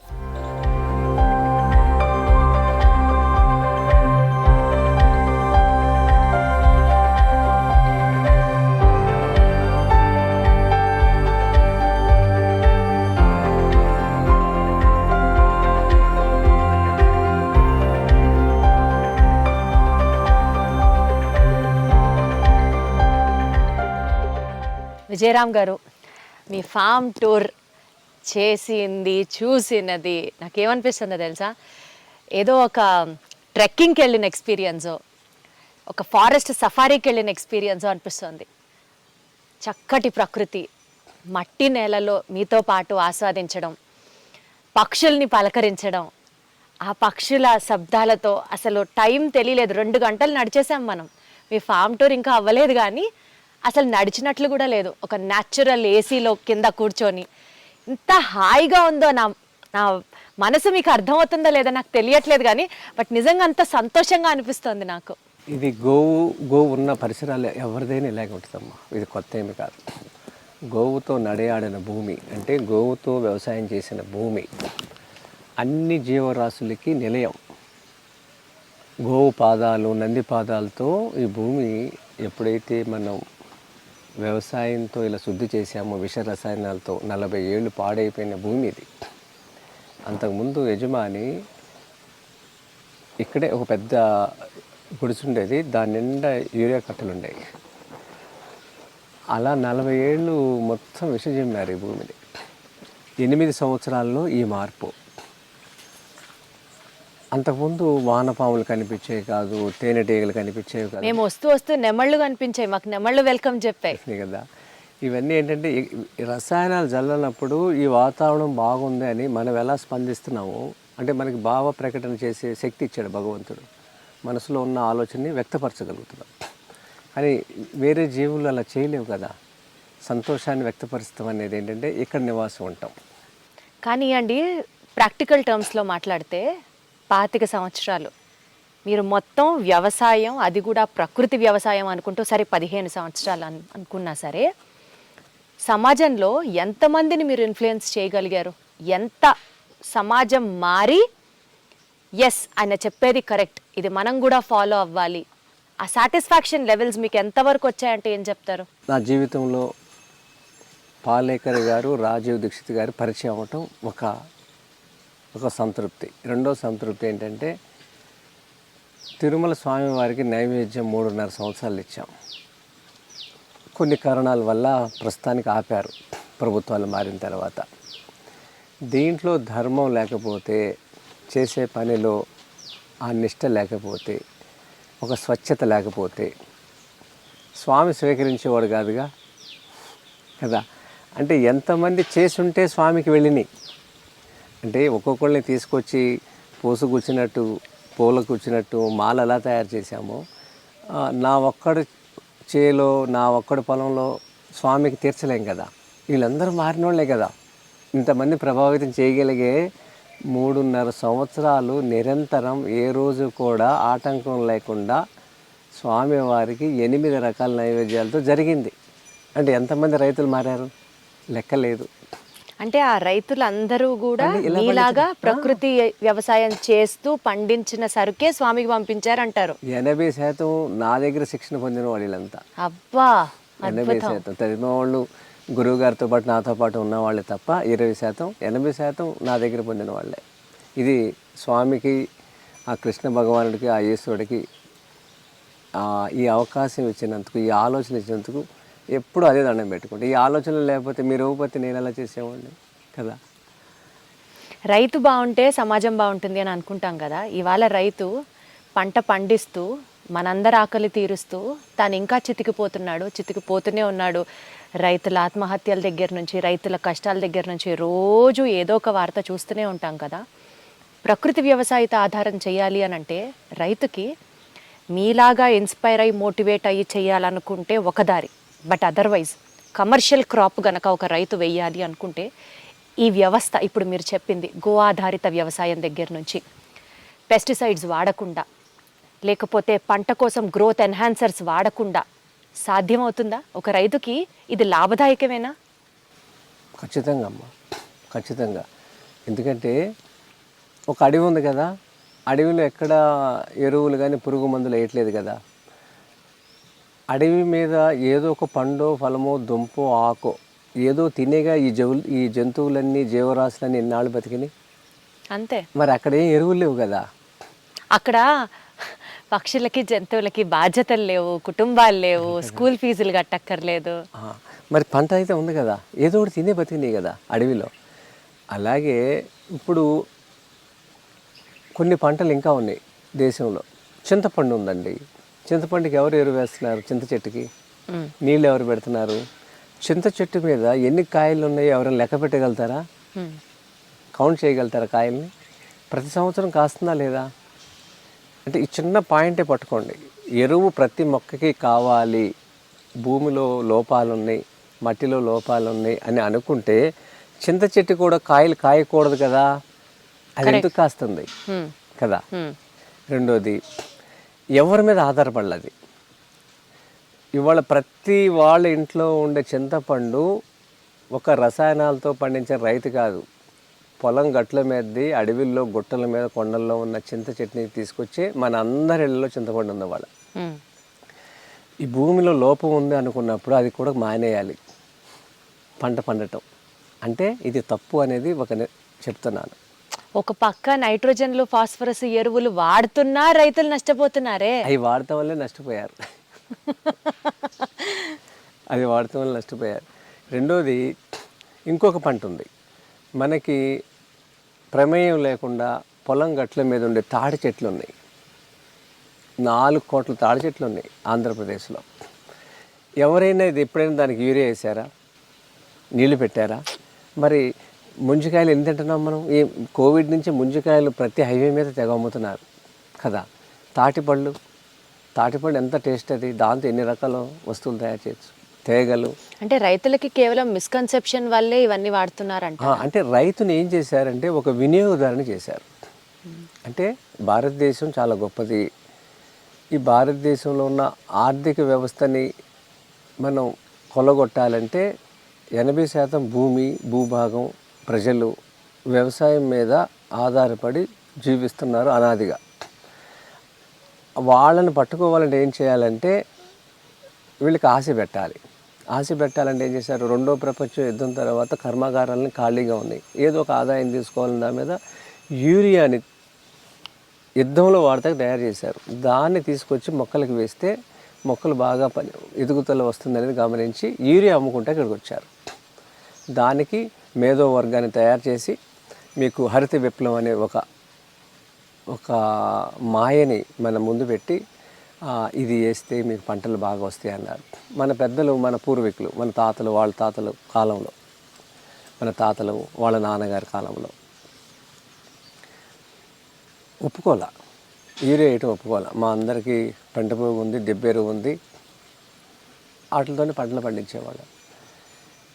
మళ్ళీ కొన్నాళ్ళకి వచ్చారు, వీళ్ళని ఎలా పట్టుకోవాలి, ఈ భారతదేశం యొక్క ఆర్థిక వ్యవస్థని మనం పట్టుకోవాలి అన్నప్పుడు విత్తనాన్ని తీసుకొచ్చారు, సంకరం చేశారు. 2 హైబ్రిడ్ విత్తనాలు సంకరం చేసి ఇంప్రూవ్డ్ ద్వారా హైబ్రిడ్ విత్తనాలు తయారు చేశారు. ఈ విత్తనంలో ఏం చేశారంటే ఫైబర్ని తీసేశారు. ఫైబర్ తీసేసినప్పుడు అంటే విత్తనం దాని పోషకాలతో పాటు ఫైబర్ని తయారు చేసుకోవాలంటే ఈల్డ్ ఎక్కువ రాదు. ఇవన్నీ క్యారీ చేశారు. ఫైబర్ని తీసేశారు, దాంట్లో మినరల్స్ తీసేశారు. ఇవన్నీ తీసేసరికి అది ఏమవుతుంది, జస్ట్ పంట వాల్యూమ్ ఒకటే కనిపిస్తుంది.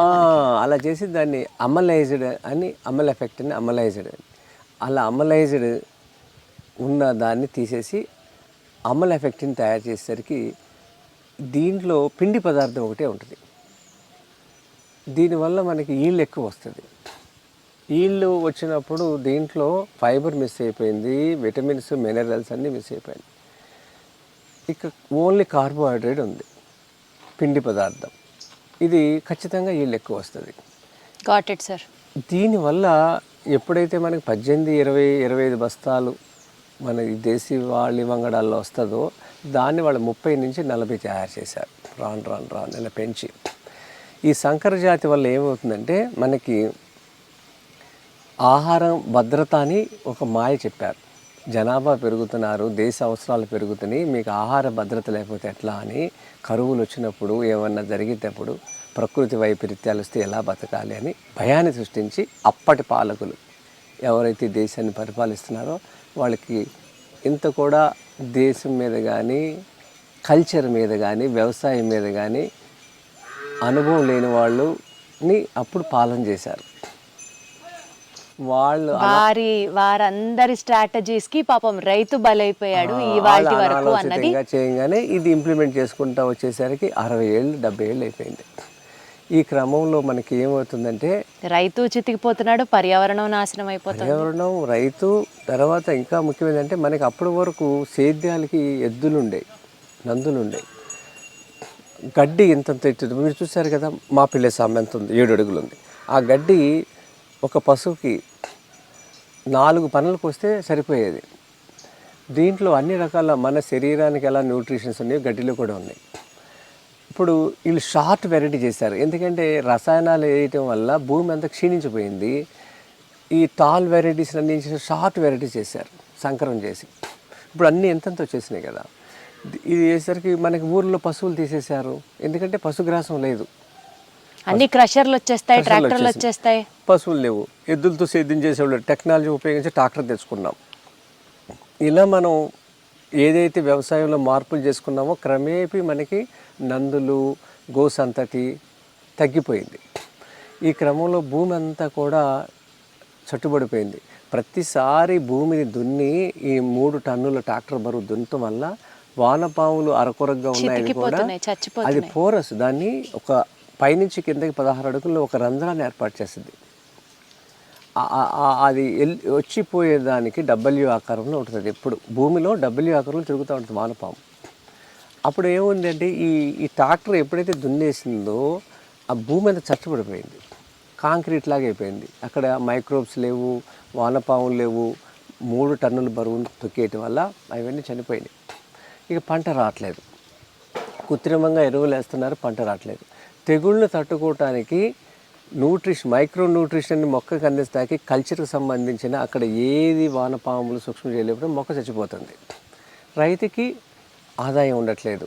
మైక్రో న్యూట్రియన్స్ కూడా ఎరువు రూపంలో వచ్చేసాయి కదా, వచ్చేసేసినాయి. ఇవన్నీ జరగటం వల్ల ఇప్పుడు 1 గ్రామం నుంచి 50 లక్షల రూపాయలు విదేశాలకు వెళ్ళిపోతున్నాయి. ఈ రకంగా యూరియా, డిఏపి, కలుపు మందులు, పురుగు మందులు, ట్రాక్టర్లు, ఇవన్నీ. ఇలా పొలం గట్టు మీద నుంచుని రైతు వ్యవసాయం చేస్తున్నాడు, హార్వెస్టర్తో కోయిస్తున్నాడు. ఇంటి దగ్గర పాడి లేదు, పశువులు లేవు, దాన్ని అంట పెడుతున్నారు. ఇట్లా భూమిని మనం ఒక యంత్రం మాదిరిగా తయారు చేసాం. మిషన్లు సార్ మీరు చెప్పేది నాకు అర్థమవుతుంది. ఇప్పుడు మెషిన్ అంటే ఏంటి సార్? ఒక మెషిన్ చేసే పని ఏంటి? మనిషి చేసే పనికి కాస్త అసిస్టెన్స్ ఇస్తూ, మనిషి శారీరక శ్రమని తగ్గిస్తూ, పనిని సులభం చేస్తూ, టైంని ఎఫెక్టివ్గా వాడుకుంటూ ఎక్కువ పనిని చేసే ఒక యంత్రం అని అనుకుంటే 100 కోట్ల జనాభా దాటుంది భారతదేశంలో. ఇంతమందికి మీరు అన్నట్లు రైతు నందులతో పొలం దున్నించడం దగ్గర నుంచి, లేకపోతే మాన్యువల్గా వెళ్ళి హార్వెస్ట్ చేసుకోవడం దాకా ఎరువులు వాడద్దు అంటున్నారు. సేంద్రియ ఎరువులు నేను చెప్తున్నా, యూరియాలు, డిహెచ్పిలు, ఫాస్ఫేట్లు ఇవేవి వాడకుండా అంతా న్యాచురల్గా మనిషే దిగాలి, మనిషే పని చేయాలి, ఆ పశుగ్రాసం తీసుకొచ్చి పశువులకి వేయాలి, గో ఆధారిత వ్యవసాయం చేయాలి అంటే ఫస్ట్ ఆఫ్ ఆల్ అంత టైం ఉందా సార్ మనిషికి? అంత చేయగలడా రైతు? ఇంత చేసినంత సంపాదించగలడంటారా? నిజంగా తెలుసుకోవాలని అడుగుతున్నాను నేను. లేదు, 100%. ఇది దృక్పథాలు మారినాయి, యాటిట్యూడ్స్ మారిపోయినాయి. ఇలా బతకాలి అని అనుకరణ చేస్తున్నాం చూసారా. ఇప్పుడు 120 కోట్ల జనాభా అన్నారు కదా, 80% భూమి వ్యవసాయం మీద ఆధారపడి ఉన్నాం కదా. నగరీకరణే అతిపెద్ద దరిద్రం దేశానికి. ఇప్పుడు 20 ఎకరాల భూమి ఉంది, అతను పొలంలో పనిచేయకుండా నగరంకి వచ్చి ఒక 15,000 నుంచి 25,000 రూపాయలు చేసేవాళ్ళు కోకొల్లు ఉన్నారు నగరాల్లో, ప్రతి నగరంలో ఉన్నారు. అంటే ఇది ఇక్కడ జరిగింది. అదే పాలేక సిద్ధాంతాన్ని నమ్మి ఇలా ఆచరించుకుంటే 4 ఎకరాలు చేస్తే 4 3 12 లక్షల రూపాయలు సంవత్సరానికి, నెలకి 1,00,000 రూపాయలు ఏ ఐటీ వాళ్ళకి వస్తుంది కదా. సూర్యుడు మన దేశానికి ఉన్న అదృష్టం. వేరే దేశాలకి సూర్యుడు ఇంత శక్తిని ఇవ్వడు. మనకి వర్షాకాలంలో, చలికాలంలో, వేసవికాలం సరే ప్రతిరోజు దర్శనమిస్తాడు. సూర్యుడు ఉంటే ఏ పంట అయినా వస్తుంది. ఇక్కడ చూడండి, మిరియాలు శాంపుల్గా 10 మొక్కలు పెట్టాను, మీకు నేను చూపించాను. వచ్చినాయా రాలేదా? వచ్చినాయి, రుజువు చేయబడ్డాం కదా. భూమి అన్నపూర్ణేశ్వరి. పదే ఈ మాట గుర్తుపెట్టుకోండి. మీకు ఇంతంత రావక్కర్లేదు. మీరు 3 పూట్ల తింటాకి ఎంత కావాలో సంవత్సరం మొత్తం మీకు ఇస్తుంది భూమి కదా. దీంట్లో అధికంగా దేని మీద వస్తుందో దాని మీద దృష్టి పెట్టండి, దాన్ని మీరు అమ్ముకోండి. నగరం డబ్బులు గ్రామానికి రావాలనేది ఏక సిద్ధాంతం. నగరంలో ఉన్న యువకులందరూ తిరిగి మళ్ళీ గ్రామం వైపు రావాలి. అసలు రైతు కొడుకు రైతుగా ఉండట్లేదు కదా ఇప్పుడు. ఇలా అంటే అనుకరణ, అదే చెప్తున్నా కదా. అప్పుడు వ్యవసాయం చేస్తే గిట్టుబాటు కాదు, వ్యవసాయం చేస్తే పిల్లనెవరు, వ్యవసాయం చేస్తే చిన్న చూపు చూస్తారు అని చేశారు కదా. అసలు ఈ భూమి మీద ఉత్తమమైన జన్మ ఏంటి? మానవ జన్మ. ఉత్తమమైన కర్మ వ్యవసాయమా? ఉత్తమమైన కర్మ వ్యవసాయం. దాన్ని తీసుకెళ్ళి ఏం చేశారంటే అధమంలో పెట్టారు. ఉద్యోగాన్ని ఏం చేశారు? ఇప్పుడు ఉత్తమమైన పని కింద పెట్టారు. మద్యం ఏంటి? వ్యాపారం. అధమం వ్యవసాయం. ఒకప్పుడు వ్యవసాయము ఉత్తమం, వ్యాపారం మధ్యలో ఉంది ఎప్పటికీ. ఉద్యోగాన్ని తీసుకొచ్చి పైన కూర్చోబెట్టి, వ్యవసాయం తీసుకొచ్చి కింద కూర్చోబెట్టి. అర్థం చేసుకోగలిగితే మీరు చెప్పే మాటల్లో నిజంగా సమాజం మార్పు వస్తుంది అన్న భరోసా వస్తుంది. అంటే ఇది మీరు కానీ లేకపోతే ఎవరు చూసిన వాళ్ళైనా, ఇప్పుడు మీ ఛానల్ ద్వారా ఎంతమంది చూస్తారు కదా. ఒక డాక్టర్ చూస్తాడు, ఒక ఇంజనీర్ చూస్తాడు, ఒక లాయర్ చూస్తాడు కదా, ఒక వ్యాపారి చూస్తాడు, మీ వాళ్ళు చూస్తారు ఛానల్ ద్వారా. ఇది ఒక పార్ట్ కింద మీరు చేయమాకండి. అంటే ఈ వ్యవసాయం గురించి మీ లైఫ్లో ఒక పార్ట్ చేసుకోండి. అంటే ఈ వ్యవసాయ ప్రచారానికి ఒక ఎపిసోడ్ కింద నన్ను చేయొద్దు మీరు. ఇది మీ జీవితంలో క్యారీ చేయండి. నేను మిఠాయి షాపు, నాకేం సంబంధం ఈ వ్యవసాయం చేయటానికి? మిఠాయిలు అమ్ముకుని చక్కగా బతకొచ్చు కదా. ఇది బాధ్యత. ఈ భూమి మీద శ్వాస తీసుకున్న వాళ్ళందరి బాధ్యత. అందరి బాధ్యత ఇది, మనందరి బాధ్యత. శ్వాస ఎవరు తీసుకుంటున్నారో వాళ్ళ బాధ్యత ఇది. వాళ్ళు ఏ రంగంలోనే ఉండండి, వాళ్ళు వ్యవసాయం చేయాలి. వాళ్ళు వ్యవసాయం చేయాలి. వ్యవసాయం చేత కాకపోతే వ్యవసాయ ప్రచారకులుగా మారండి. గ్రామానికి వెళ్ళండి. మీ గ్రామానికి వెళ్ళండి. మీరు చిన్నప్పుడు ఏం చూసారో, ఏం గుర్తులు ఉన్నాయో, ఏం రుచులు చూసుకున్నారో అవి మళ్ళీ అక్కడ చేస్తున్న రైతులకు భరోసా ఇవ్వండి. మేము కొంటాం, మీరు పండించండి. తినడమే కాదు, పండించడంలో కూడా మీ బాధ్యత ఉండాలి అంటారు. ఇప్పుడు భరోసా ఇచ్చారనుకోండి, ఒక లాయర్ గారు వాళ్ళ గ్రామంకి వెళ్ళి మీరు పండించండి, మా లాయర్లు అందరూ కొంటామన్నారు అనుకోండి. ఒక డాక్టర్ వెళ్ళి అలా మాట్లాడితే ఆయనకు 10 మంది డాక్టర్లు ఉంటారు కదా, ఆ 10 మందికి ఆ బాధ్యత ఎందుకు తీసుకోరు? తీసుకోవాలి అంటే డెఫినెట్లీ ఇది సమాజాన్ని ఆలోచింపజేస్తుంది. మీరు అడిగే పాయింట్ 100% అందరూ ఆలోచించాలి. విజయరామ్ బాధ్యత కాదు, పాలేకర్ బాధ్యత కాదు, అందరి బాధ్యత. అందరి బాధ్యత. ఎందుకంటే రేపు మానవ మనుగడ ప్రశ్నార్థకం. ఇదైతే వాస్తవం. ఎందుకంటే ఆటిజం అనేది లేదు. అసలు అదే పాయింట్ అడగబోతున్నాను sir. Next mental health problems, autism, సంతాన సాఫల్యం కేంద్రాల చుట్టూ జనాలు ప్రదక్షిణాలు చేస్తున్నారు. చెట్ల చుట్టూ ప్రదక్షిణాలు చేయడం కాదు, ఫర్టిలిటీ సెంటర్స్ చుట్టూ తిరుగుతున్నారు. జుట్టు ఊడిపోతుంది చిన్న పిల్లల దగ్గర నుంచి. సన్న బియ్యం తినాలా, బ్లాక్ రైస్ తినాలా, రెడ్ రైస్ తినాలా, ఎన్ని డౌట్లు. ఇప్పుడు తినకూడమే ఫస్ట్ చెప్పేస్తా. మీరేం తింటారో కూడా చెప్పండి. మీ ఛానల్ ద్వారా ఎవరైతే చూస్తున్నారో జీవితకాలంలో తినకూడని వస్తువులు ఫస్ట్ బీపీటీ అని ఒక భయంకరమైన బియ్యం గింజ, సోనా మసూరి, ఈ 2 జీవితకాలంలో ఒకరోజు కూడా తినకూడని బియ్యం. పెళ్ళిళ్ళకి వెళ్ళినా, శుభకార్యాలకు వెళ్ళినా, ఏదైనా హోటల్కి వెళ్ళినా వాళ్ళని అడిగి మరి అయ్యా ఇది బీపీటీ అని అడిగి ప్రశ్నించి కాదంటే తినాలి. ఎందుకంటే అన్ని చోట్ల అదే ఉంది కాబట్టి మీరు అసలు మనకి దొరకదేమో బయట, కాబట్టి బయట తినడం మానేయాలి. మీరు ఇలా చేస్తున్న వాళ్ళు ఈ ప్రోగ్రామ్ని ఒక సామాజిక బాధ్యతగా మీరు తీసుకుని జిల్లాల వారీగా రైతులు ఎక్కడైతే ఉన్నారో ఆ రైతుల నెంబర్లు మీకు ఇస్తా. మీరు దాన్ని వాళ్ళని ప్రతి వాళ్ళు నన్ను ఎలా ఇంటర్వ్యూ చేస్తారో వాళ్ళని ఇంటర్వ్యూ చేయండి. అంటే దీన్ని ఎంతమంది చూస్తారని చూడొద్దు, వాళ్ళ కోసం చేయండి కదా. రెండోది ఒక ఐ డ్రీమ్సే. ఒక వరంగల్, ఒక కరీంనగర్, ఒక ఈస్ట్ గోదావరి, వెస్ట్ గోదావరి వెళ్ళి ఈ ప్రోగ్రాం మీరు ఎందుకు చేయకూడదు? ఐ డ్రీమ్స్ వాళ్ళు ప్రకృతి వ్యవసాయం మీద ప్రచారం చేస్తున్నారు అని ఒకటంటే అసలు ఎంత ప్రచారం అవుతుంది? మీరు చేసే ప్రతి విషయం మీద వాళ్ళు ఆసక్తిగా చూస్తారు. ఎందుకంటే ఒక సామాజిక బాధ్యతను ఎత్తుకున్నారు. ఒక విజయరామ్కి ఎందుకు పట్టింది ఇది అంట, నేను అందరికీ పట్టాలి ఈ వ్యసనం. ఎందుకంటే ధర్మంలో ఉన్న వాళ్ళం మనం, హిందూ ధర్మంలో 100కి 18 మంది పిల్లలు లేరు. మీకు పద్మజ గారిని ఒక ఆవిడ ఉన్నారు, ఐవీఎఫ్లో ఎక్స్పర్ట్ ఆవిడ, మీకు తెలుసో లేదో. ఆవిడ సుభాష్ పాలేకర్ కృషి చేస్తారు యాదగిరి గుట్ట దగ్గర. నేను వెళ్ళా, వాళ్ళ ఇంటికి వెళ్ళా, వాళ్ళ పొలాన్ని తీసుకెళ్ళారు. ఆవిడ చాలా చక్కగా, వాళ్ళు దంపతులు ఇద్దరు ఈ వ్యవసాయం చేస్తున్నారు. మంచి ఆవులు పెట్టుకున్నారు, పెద్ద చెరువు తవ్వారు. నీళ్ళు లేవంటే చెరువు తవ్వుకున్నారు, చాలా పెద్ద చెరువు. ఆవిడ ఏం మాట చెప్పారంటే, పెళ్ళి అయిన తర్వాత 4 సంవత్సరాలు అయిన వాళ్ళు కూడా ఉన్నారంట, పిల్ల లేకుండా, ఒక్కరోజు కూడా కలవకుండా. ఇంత ఘోరమైన స్థితిలో ఉన్నారంటుంది ఆవిడ. డాక్టర్ దగ్గర నిజమే చెప్పాలి, అబద్ధం మాట్లాడకూడదు కదా, నిజం దాయకూడదు కదా. వాళ్ళు చెప్తుంటే ఆవిడ కళ్ళంట నీళ్ళు పెట్టుకుంది. ఆవిడ చెప్తుంటే నేను ఆశ్చర్యపోయా. 4 రోజులు నేను అదే ఆలోచించా, ఇంత మానసిక వికారాలతో, శారీరకమైన ఇబ్బందులతో ఉన్నారా అని.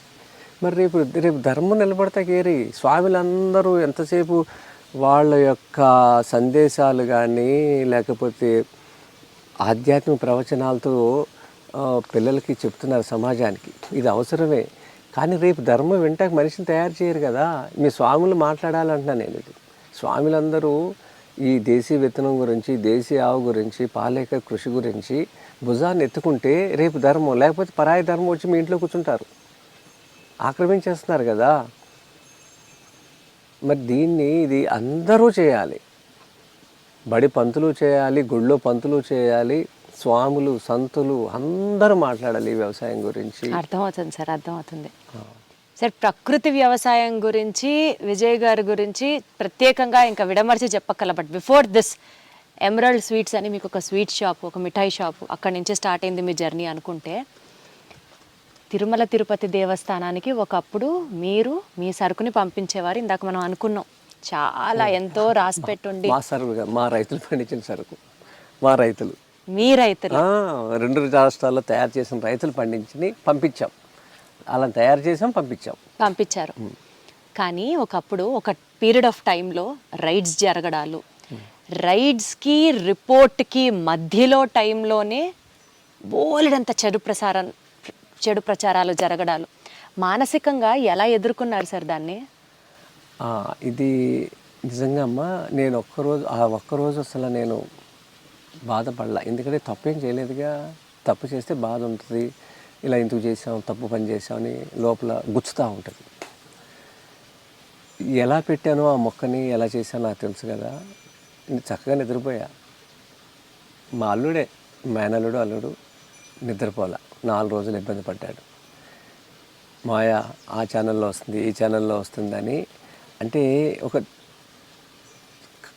అదేమంటారు, దేశ విద్రోహ శక్తులతో ఏదో కలిసి పనిచేస్తున్నట్టు 1 గంటలో 8 ఛానల్ తీసుకొచ్చారు. అలా తీసుకొచ్చి చూపించారు. తీరా ఇంకా రిపోర్ట్ రాకముందరే ఇప్పటికీ ఏమో లేదు నాకేం, దాంట్లో ఏమన్నా రిపోర్ట్ ఇవ్వాలి కదా.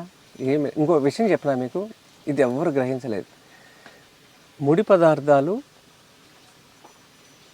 ఎండ్ ప్రోడక్ట్ అంతే కదా. ముడి పదార్థాలతో వస్తువు తయారు చేస్తాం, అది కదా పట్టుకెళ్లాల్సింది, ల్యాబ్ టెస్ట్ చేయాల్సింది. అంటే బెల్లము జీడిపప్పు అన్నారు కదా, బెల్లం జీడిపప్పుతో నువ్వు ఏ ఐటెం తయారు చేసావో దాన్ని పట్టుకెళ్ళి కదా ల్యాబ్ టెస్ట్ చేయాల్సింది. ఒక్క రవ్వ కూడా ఏ మిఠాయి పట్టుకెళ్ళా. మరి దేంతో చేశారు ల్యాబ్ టెస్ట్? బెల్లం జీడిపప్పు పట్టుకెళ్ళారు. అంతిమంగా వాటిలో తయారు చేసిన మిఠాయిని కదా వాళ్ళు టెస్ట్ చేయాల్సింది. మరి అది ఎందుకు తీసుకెళ్ళలేదు? ఇది వాళ్ళకి ఎందుకు తట్టలేదు, ఎందుకు జరగలేదు నాకు అర్థం కావట్లేదు. ఈ రోజు కూడా ల్యాబ్ టెస్ట్ చేయాల్సింది అంతిమంగా దీంతో తయారు చేసిన మిఠాయి కదా. అది ఏమీ ఈరోజు కూడా పట్టుకెళ్ళలేదు. తీసుకెళ్ళిన బెల్లానికి జీడిపప్పు కూడా రిపోర్ట్ రాలేదు ఇంకా ఈ రోజు వరకు లేదు. అక్కడ ఏం లేదు, ఉంటే వాళ్ళు ఇస్తారు. అలా అనుకుంటున్నారా? అంతేగా మరి. ఇప్పుడు ఒక మిఠాయి తయారు చేసి దీంట్లో కల్తీ చేశారు అంటాకి నిదర్శనం మిఠాయి పట్టుకెళ్ళి చూపించాలి. ఏ చిన్న రవ్వంత స్వీట్ కూడా పట్టుకెళ్ళలేదు వాళ్ళు.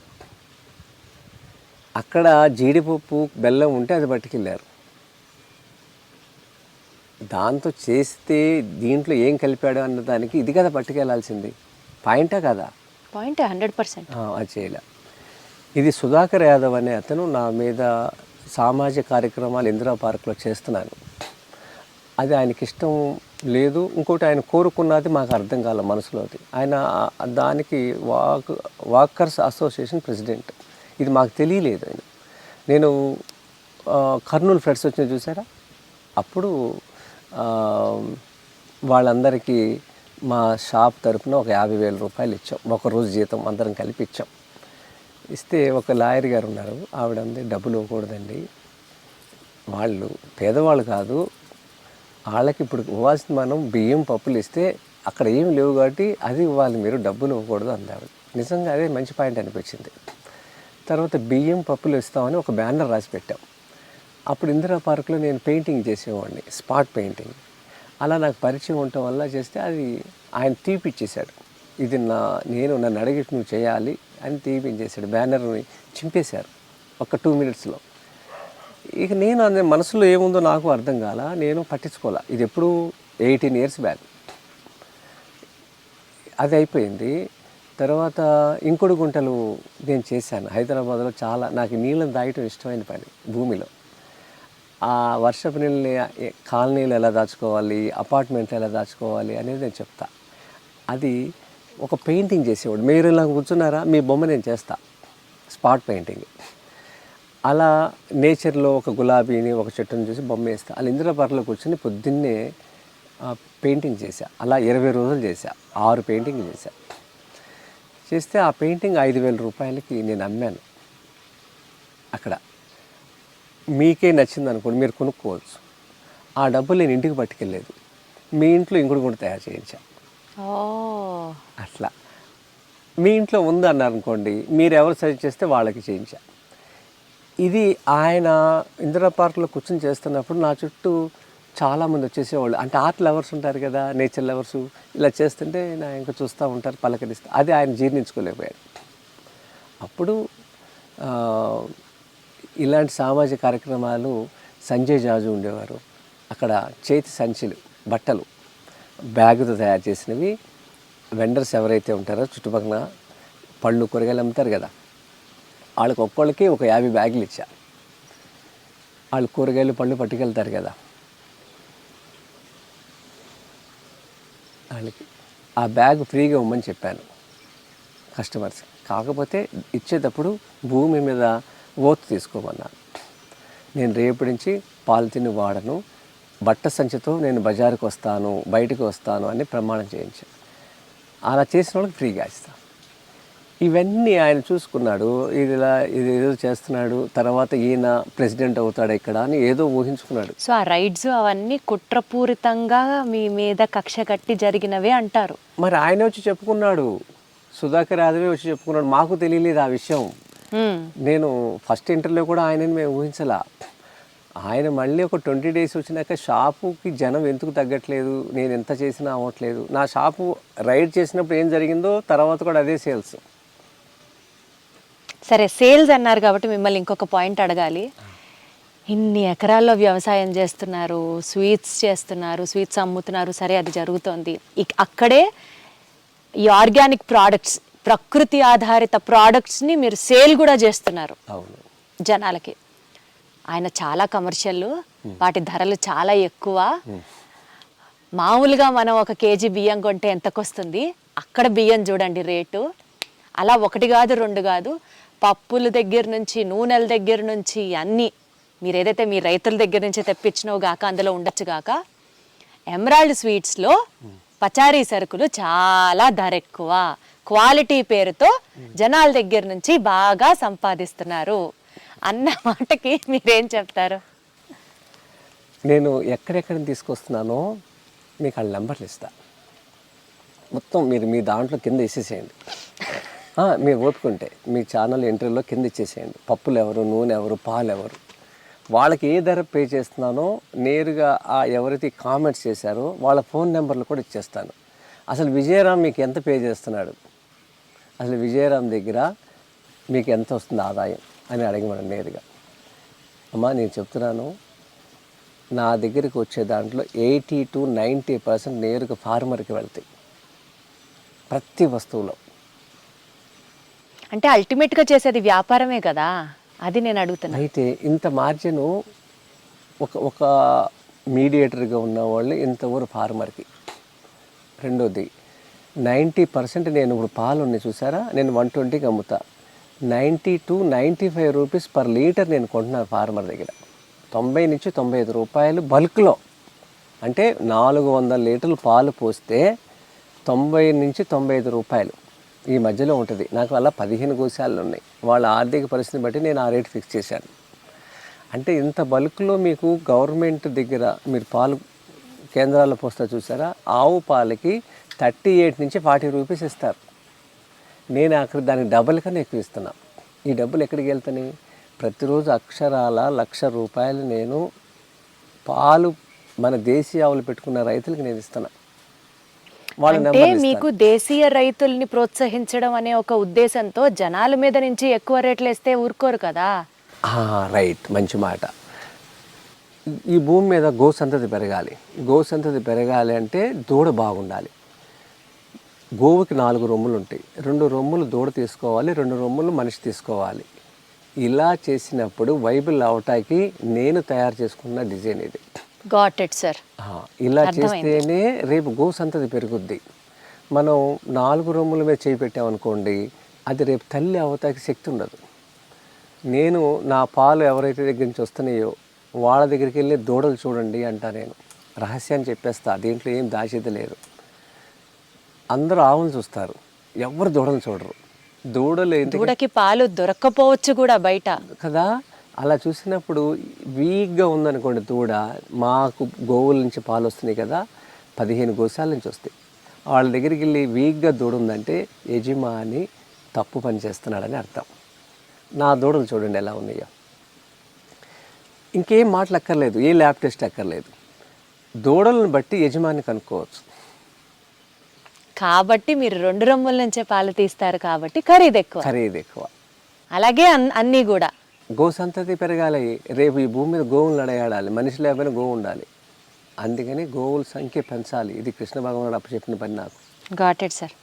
ప్రకృతి ఆధారిత వ్యవసాయ విధానాలు నేర్పిస్తున్నారు, ప్రకృతి ఆధారిత జీవన విధానాన్ని నేర్పిస్తున్నారు, స్వీట్స్ చేస్తున్నారు. దీంతో పాటు ఈ మధ్య మీరు భోజనాలు కూడా ఏదో జనాలకి పెడుతున్నారు, అది కూడా అంతా ఫుల్ నేచర్ ఫుడ్ అని వింటున్నాం సార్. దాని గురించి చెప్పండి. అట్లా ఊరికనే పెడుతున్నారా రోజు మొత్తంలో? లేదు, ఊరికే పెట్టట్లేదు. దాని ఖర్చు తీసుకుంటున్నాను, కానీ నెలకి నాకు 1,00,000 రూపాయలు చేతికి పడుతున్నాయి ప్రస్తుతానికి. ఎందుకంటే మీరు విన్నారా, ఎక్కడో విన్నాను, ఒక టీ 1000 రూపాయలు అంట. విన్నారా? ఏదో స్టార్ హోటల్లో అయి ఉంటుంది సార్, ఒక టీ 1000 రూపాయలు. లేదు, ఉంది, ఒకటి కూడా ఉంది. అలా 1000 రూపాయలు టీ అని, కానీ నేను 160 రూపాయలకు భోజనం పెడుతున్నా. భోజనంలో 4 రకాల బియ్యాలు పెడుతున్నాను. మీకు ఇప్పుడు తినిపిస్తా.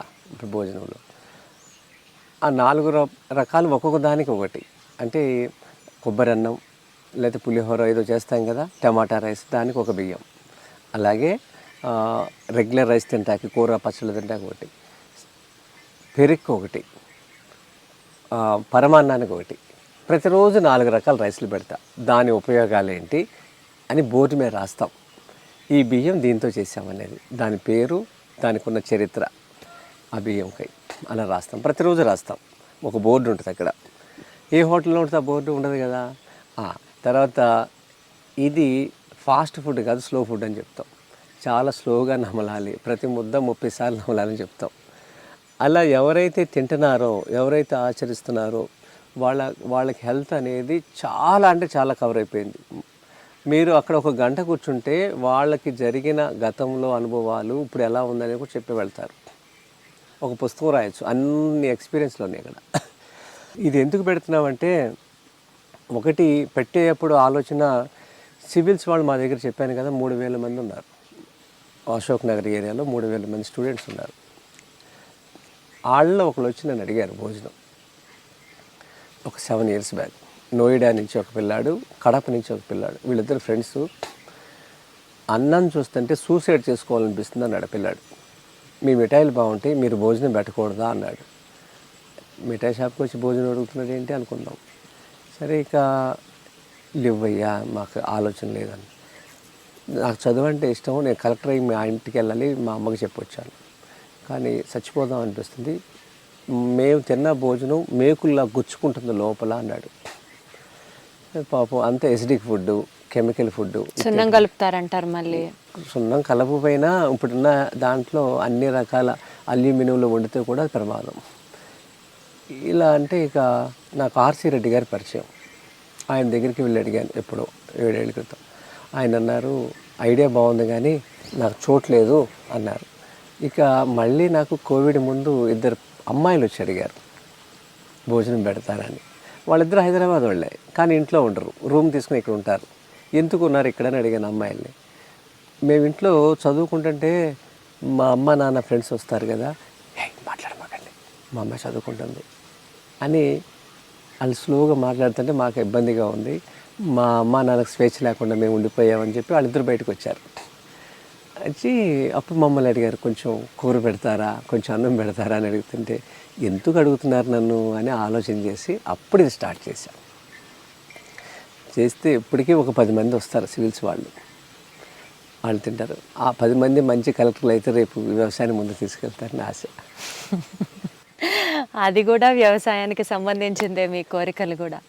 కానీ మీ దగ్గరకు వచ్చి మీ స్వీట్స్ బాగున్నాయి, భోజనం పెడతారా అన్నప్పుడు అసలు ఎమరాల్డ్ స్వీట్స్ బ్రాండ్ వాల్యూ ఎంత ఉందంటే, మా 2 తెలుగు రాష్ట్రాల్లో మాకు ఫ్రాంచైజీలు ఇస్తారా అంటూ ముందుకు వస్తున్నా కూడా మీరు అసలు ఎవరికి ఇవ్వట్లేదేంటి సార్?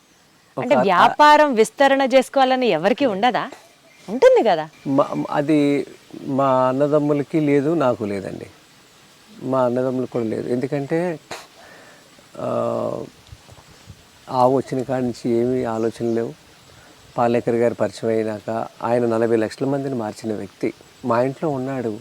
మా ఇంట్లోనే ఉంటారు ఆయన. హైదరాబాద్ వస్తే ఇంతమందికి నేర్పాము ఈ విద్యని. ఇంతమంది సంతోషంగా వస్తారు, పలకరిస్తారు. ఇప్పుడు వ్యాపారాన్ని పెంచుకుంటే ఏం జరుగుద్దంటే ఒక 60 మంది రెడీగా ఉన్నారు ఫ్రాంచైజీ కోసం. లిస్ట్ ఉంది నా దగ్గర. ఒక 50 లక్షలు అడుగుతాను నేను ఒక షాప్ ఇవ్వాలంటే. ఎన్ని డబ్బులు వస్తాయి కదా? ఒక ఔటర్ రింగ్ రోడ్ దగ్గర ఒక 4 acres తీసుకుని పెద్ద వర్క్షాప్ పెట్టి ప్రతి షాప్కి 2 వెహికల్స్ పెట్టామనుకోండి, మేము అందరం అన్నదమ్ములు కూర్చుని డబ్బులు సంపాదించవచ్చు. నాకు ఎంత ఎక్స్పీరియన్స్ అంటే నిన్న ఐటెం చూసి దాంట్లో ఏం తక్కువైందని చెప్పేస్తాం నేను మా అన్నయ్య. తినక్కర్లా, ఎవరికైనా వస్తుంది ఎక్స్పీరియన్స్. నిన్న జును చేసాం ఇక్కడ. నిన్న ఒక ఆవిడ వచ్చింది, మీ ఇలా తెలిసిన ఆవిడ. ఇంత వేసాడు బెల్లం. దాంట్లో స్వీట్ లేదని చెప్పా. ఆవిడ ఆశ్చర్యపోయింది. ఎలా అంటే దానికి ఒక రంగు వస్తుంది, బెల్లం వేస్తే ఒక రంగు ఉంటుంది, దాన్ని బట్టి చెప్పేయచ్చు.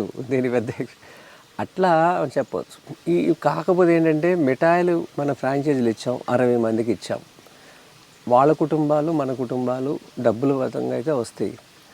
కానీ అదే సమయాన్ని నేను రైతులకి ఇస్తే ఎన్ని లక్షల మంది ఆరోగ్యాలు బాగుపడతాయి కదా. ఈ భూమి మీద మన ప్రయాణం ఎన్ని రోజులు కదా. ఇది అర్థమైంది. బతుకుటాకే పెట్టుకున్నాం, ఇంకా ఫ్రాంచైజీలకు వెళ్ళలేదు. బందర్లో పెట్టాం 3-4 ఏళ్ళ క్రితం. అక్కడ వ్యవసాయం చేస్తున్నాం. దాని ఖర్చుల కోసం నాకు 3 లక్షల రూపాయలు అవుద్ది అక్కడ ఖర్చు. ఆవులకి, దానాలకి, పని వాళ్ళకి. యజమాని లేకుండా వ్యవస్థ నడపటం అనేది చూడండి. నెలకు ఒక్కసారి మా వాళ్ళు ఎవరైనా వెళ్తాం.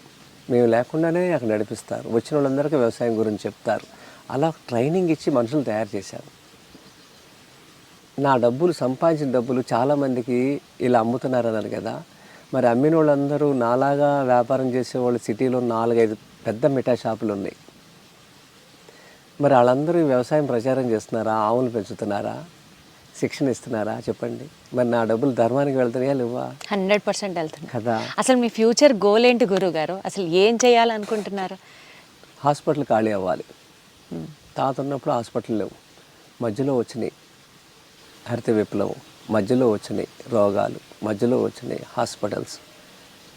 ఈ భూమి పుట్టినప్పుడు, జనం పుట్టినప్పుడు ఏమీ లేవు కదా. వీటిని మధ్యలోనే తుంచేయాలి. ఇదే నా గోల్. దీనికి భూతాపం పెంచకుండా మనం ఆర్థికంగా, సామాజికంగా, ఆరోగ్యపరంగా యువకుల్ని గ్రామాల్లో తీసుకురావాలి. వాళ్ళకి పెళ్ళిళ్ళు కాని వాళ్ళు గ్రామాల్లో ఒక వర్గం వాళ్ళు చాలామంది ఉన్నారు. పెళ్ళిళ్ళు కాకుండా వ్యవసాయాలు ఉంటే పెళ్ళిన ఒకట్ల, ఆవులు పెంచుతుంటే పెళ్ళిన ఒకట్ల.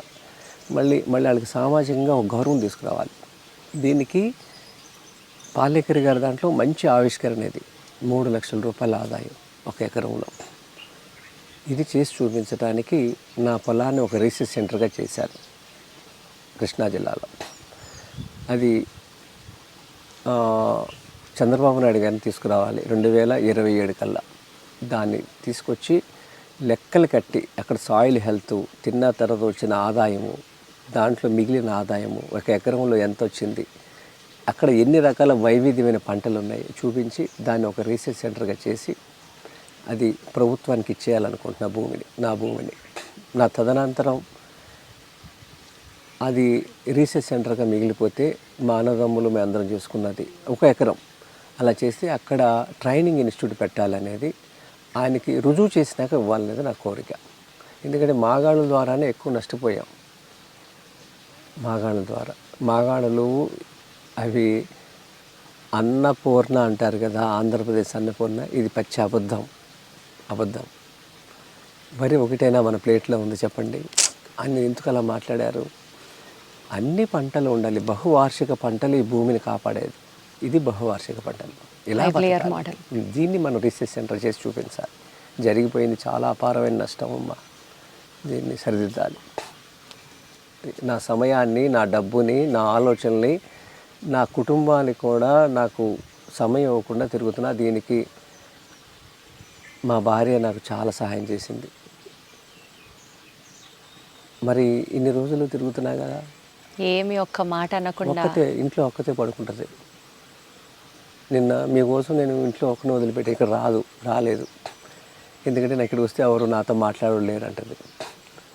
ఇక ఆవిడని వదిలిపెట్టి నేను వచ్చా. ఎన్నోసార్లు వచ్చా, ఇలాంటి మీ ఇంటర్వ్యూలో వచ్చినప్పుడల్లా నేను జిల్లాలు తిరుగుతాను, బయట సెమినార్కి వెళ్తాను. మరి ఆవిడ సహకరించకపోతే నేను జరిగేది అది. ఎవరిని ఇంట్లో జరుగుద్ది ఎట్లా, ఏ ఇంటర్వ్యూ చేసే పనులు అంటారు కదా. మిమ్మల్ని చూసి మోటివేట్ అయ్యే యంగ్స్టర్స్కి, యంగ్ జనరేషన్ రైతులకి ఎస్పెషలీ ఒక ట్రైనింగ్ కానీ ఒక వర్క్షాప్ లాగా కానీ ఏమైనా ఆర్గనైజ్ చేయడం, వాళ్ళకి మీరు ఇన్పుట్స్ ఇవ్వడం, అలాంటిది ఏదైనా ఒకటి మీరు చేస్తే బాగుంటుందేమో అనిపిస్తుంది సార్. ఇప్పటి వరకు ఒక 6 చేశానమ్మా. దాంట్లో 500 మంది రైతుల నుంచి 2000 మంది రైతులు వరకు ఉన్నారు.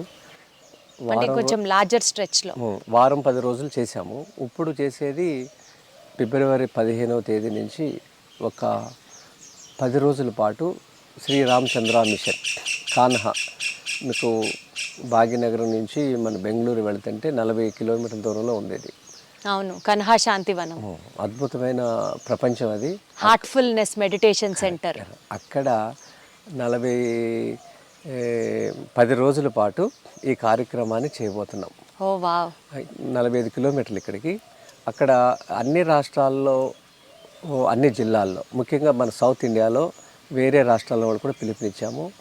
ఫస్ట్ ప్రయారిటీ ఆంధ్రప్రదేశ్, తెలంగాణలో యువ రైతులకి 10 రోజులు ఈ 3 పూట్ల ఈ భోజనం పెట్టి చక్కని వాతావరణంలో పాలేకర్ గారి పాఠాలు, తర్వాత పండించిన తర్వాత బై ప్రొడక్ట్స్ని ఎలా తయారు చేయాలి, తర్వాత సాయంత్రం పూట క్లాస్ అయిపోయిన తర్వాత జిల్లాల వారీగా వాళ్ళని కూర్చోబెట్టి నెక్స్ట్ ఫ్యూచర్ ప్లాన్స్ ఏంటి, మీరు ఏం చేయాలి, మీ జిల్లాలో మీ మండలంలో ఇలాంటి న్యాచురల్ ఫుడ్తో పెళ్ళిళ్ళు చేయాలి, వాళ్ళకి ట్రైనింగ్, వంటలు చేసే ట్రైనింగ్ కూడా ఇప్పించాలని. విచిత్రం ఏంటి చెప్పమంటారా, ఈ వంటలు ఎవరు చేసినా టేస్ట్గా ఉంటాయి, వంట రానివాడు చేసినా టేస్ట్గా ఉంటాయి, మాడగట్టుకుని ఉంటే చాలు.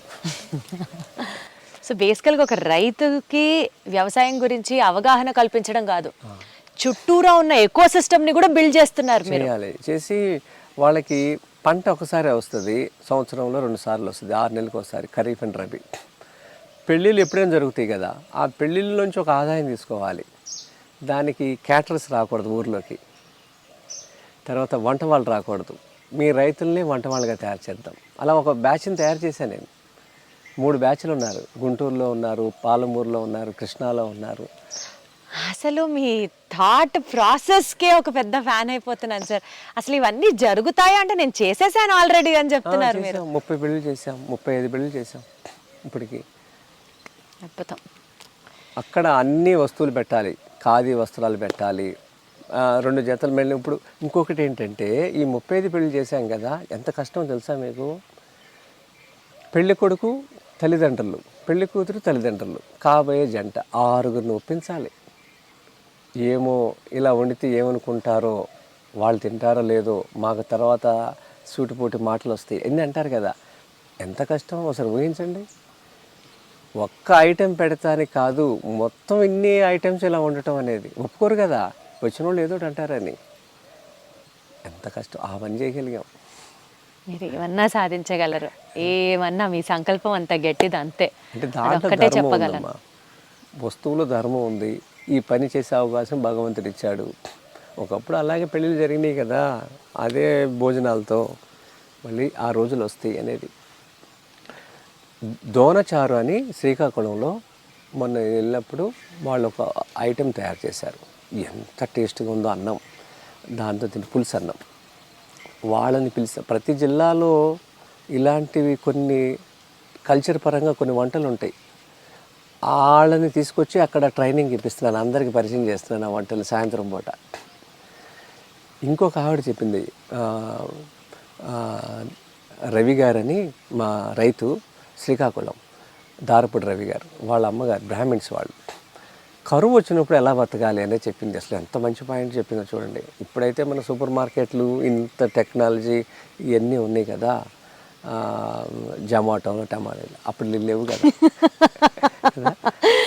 ఈ చామదుంప ఆకు ఇక్కడ నుంచి చూసారా, దాని మీద శనగపిండి రాస్తారంట, దాన్ని రోల్ చేస్తారు, కట్ చేస్తారు, దాన్ని ఉడకబెడతారు, డబుల్ బాయిల్డ్ ఉడకబెట్టేసేసి దాన్ని ముక్కలు కట్ చేసి ఉల్లిపాయ వేసి తాలింపు పెడతారంట. కూర అవుద్దంట అది. అంటే ఒక వస్తువు లేనప్పుడు ఎలా బతకాలి అనే దానికి ఆవిడ చెప్పారు. ఆవిడ వయసు 75 ఏళ్ళు ఉంటాయి. అసలు ఈ తరానికి తెలియదు కదా, ఒక లైబ్రరీ కదా వాళ్ళు, లైబ్రరీలో ఒక పుస్తకం వాళ్ళు ఈ భూమి మీద ఉన్నప్పుడు దీన్ని ఇలాంటి చోట దీన్ని పంపించేయాలి. ఆవిడ రమ్మన్నాను, వస్తున్నారు. మీరు కూడా రండి, ఆ ప్రోగ్రాం చూడండి. ఇది భారతదేశంలో ఇంతవరకు జరగల. ఇవన్నీ అక్కడ చూపిస్తాం. ఇంకోటి చేతి గుర్తుల వాళ్ళందరూ వస్తున్నారు. ఈ మంచాలు అల్లేవాళ్ళు, బుట్టలు అల్లేవాళ్ళు. దానికి ఏమైనా స్పెషల్గా ఎన్రోల్ చేసుకోవాలా సార్? దాని డీటెయిల్స్ ఎక్కడ ఉంటాయి? మన సేవ ఆఫీస్లో చెప్తారు. 6309111427 చేసుకోవాలి. ఇది మళ్ళీ మీ అందరికీ ఒక విన్నపం, ఒక సూచన, ఏదైనా అనుకోండి. ఇది ఒక బాధ్యత కింద ప్రతి రంగంలో ఉన్న వాళ్ళు భుజాన్ని ఎత్తుకోమని చెప్తున్నాను. సుభాష్ పాలేకర్ కృషిని, అలాగే ఈ అవకాశం ఇచ్చిన ఐ డ్రీమ్స్ వారికి, దీప్తి గారికి, అలాగే మిత్రులు చాలామంది వచ్చారు, కెమెరామెన్స్, వీళ్ళందరికీ మనస్ఫూర్తిగా అభినందనలు, ధన్యవాదాలు. ఏదైతే ఒక లక్ష్యంతో మీరు ముందడుగు వేస్తున్నారో, సమాజ శ్రేయస్సు కానివ్వచ్చు, ప్రజల ఆరోగ్యం కావచ్చు, రైతుల హితం అవ్వచ్చు, ఏ సంకల్పంతో అయితే మీరు ముందుకొచ్చారో అది సిద్ధించాలని మనస్ఫూర్తిగా కోరుకుంటూ thank you so much Vijayaram గారు. Thank you so much.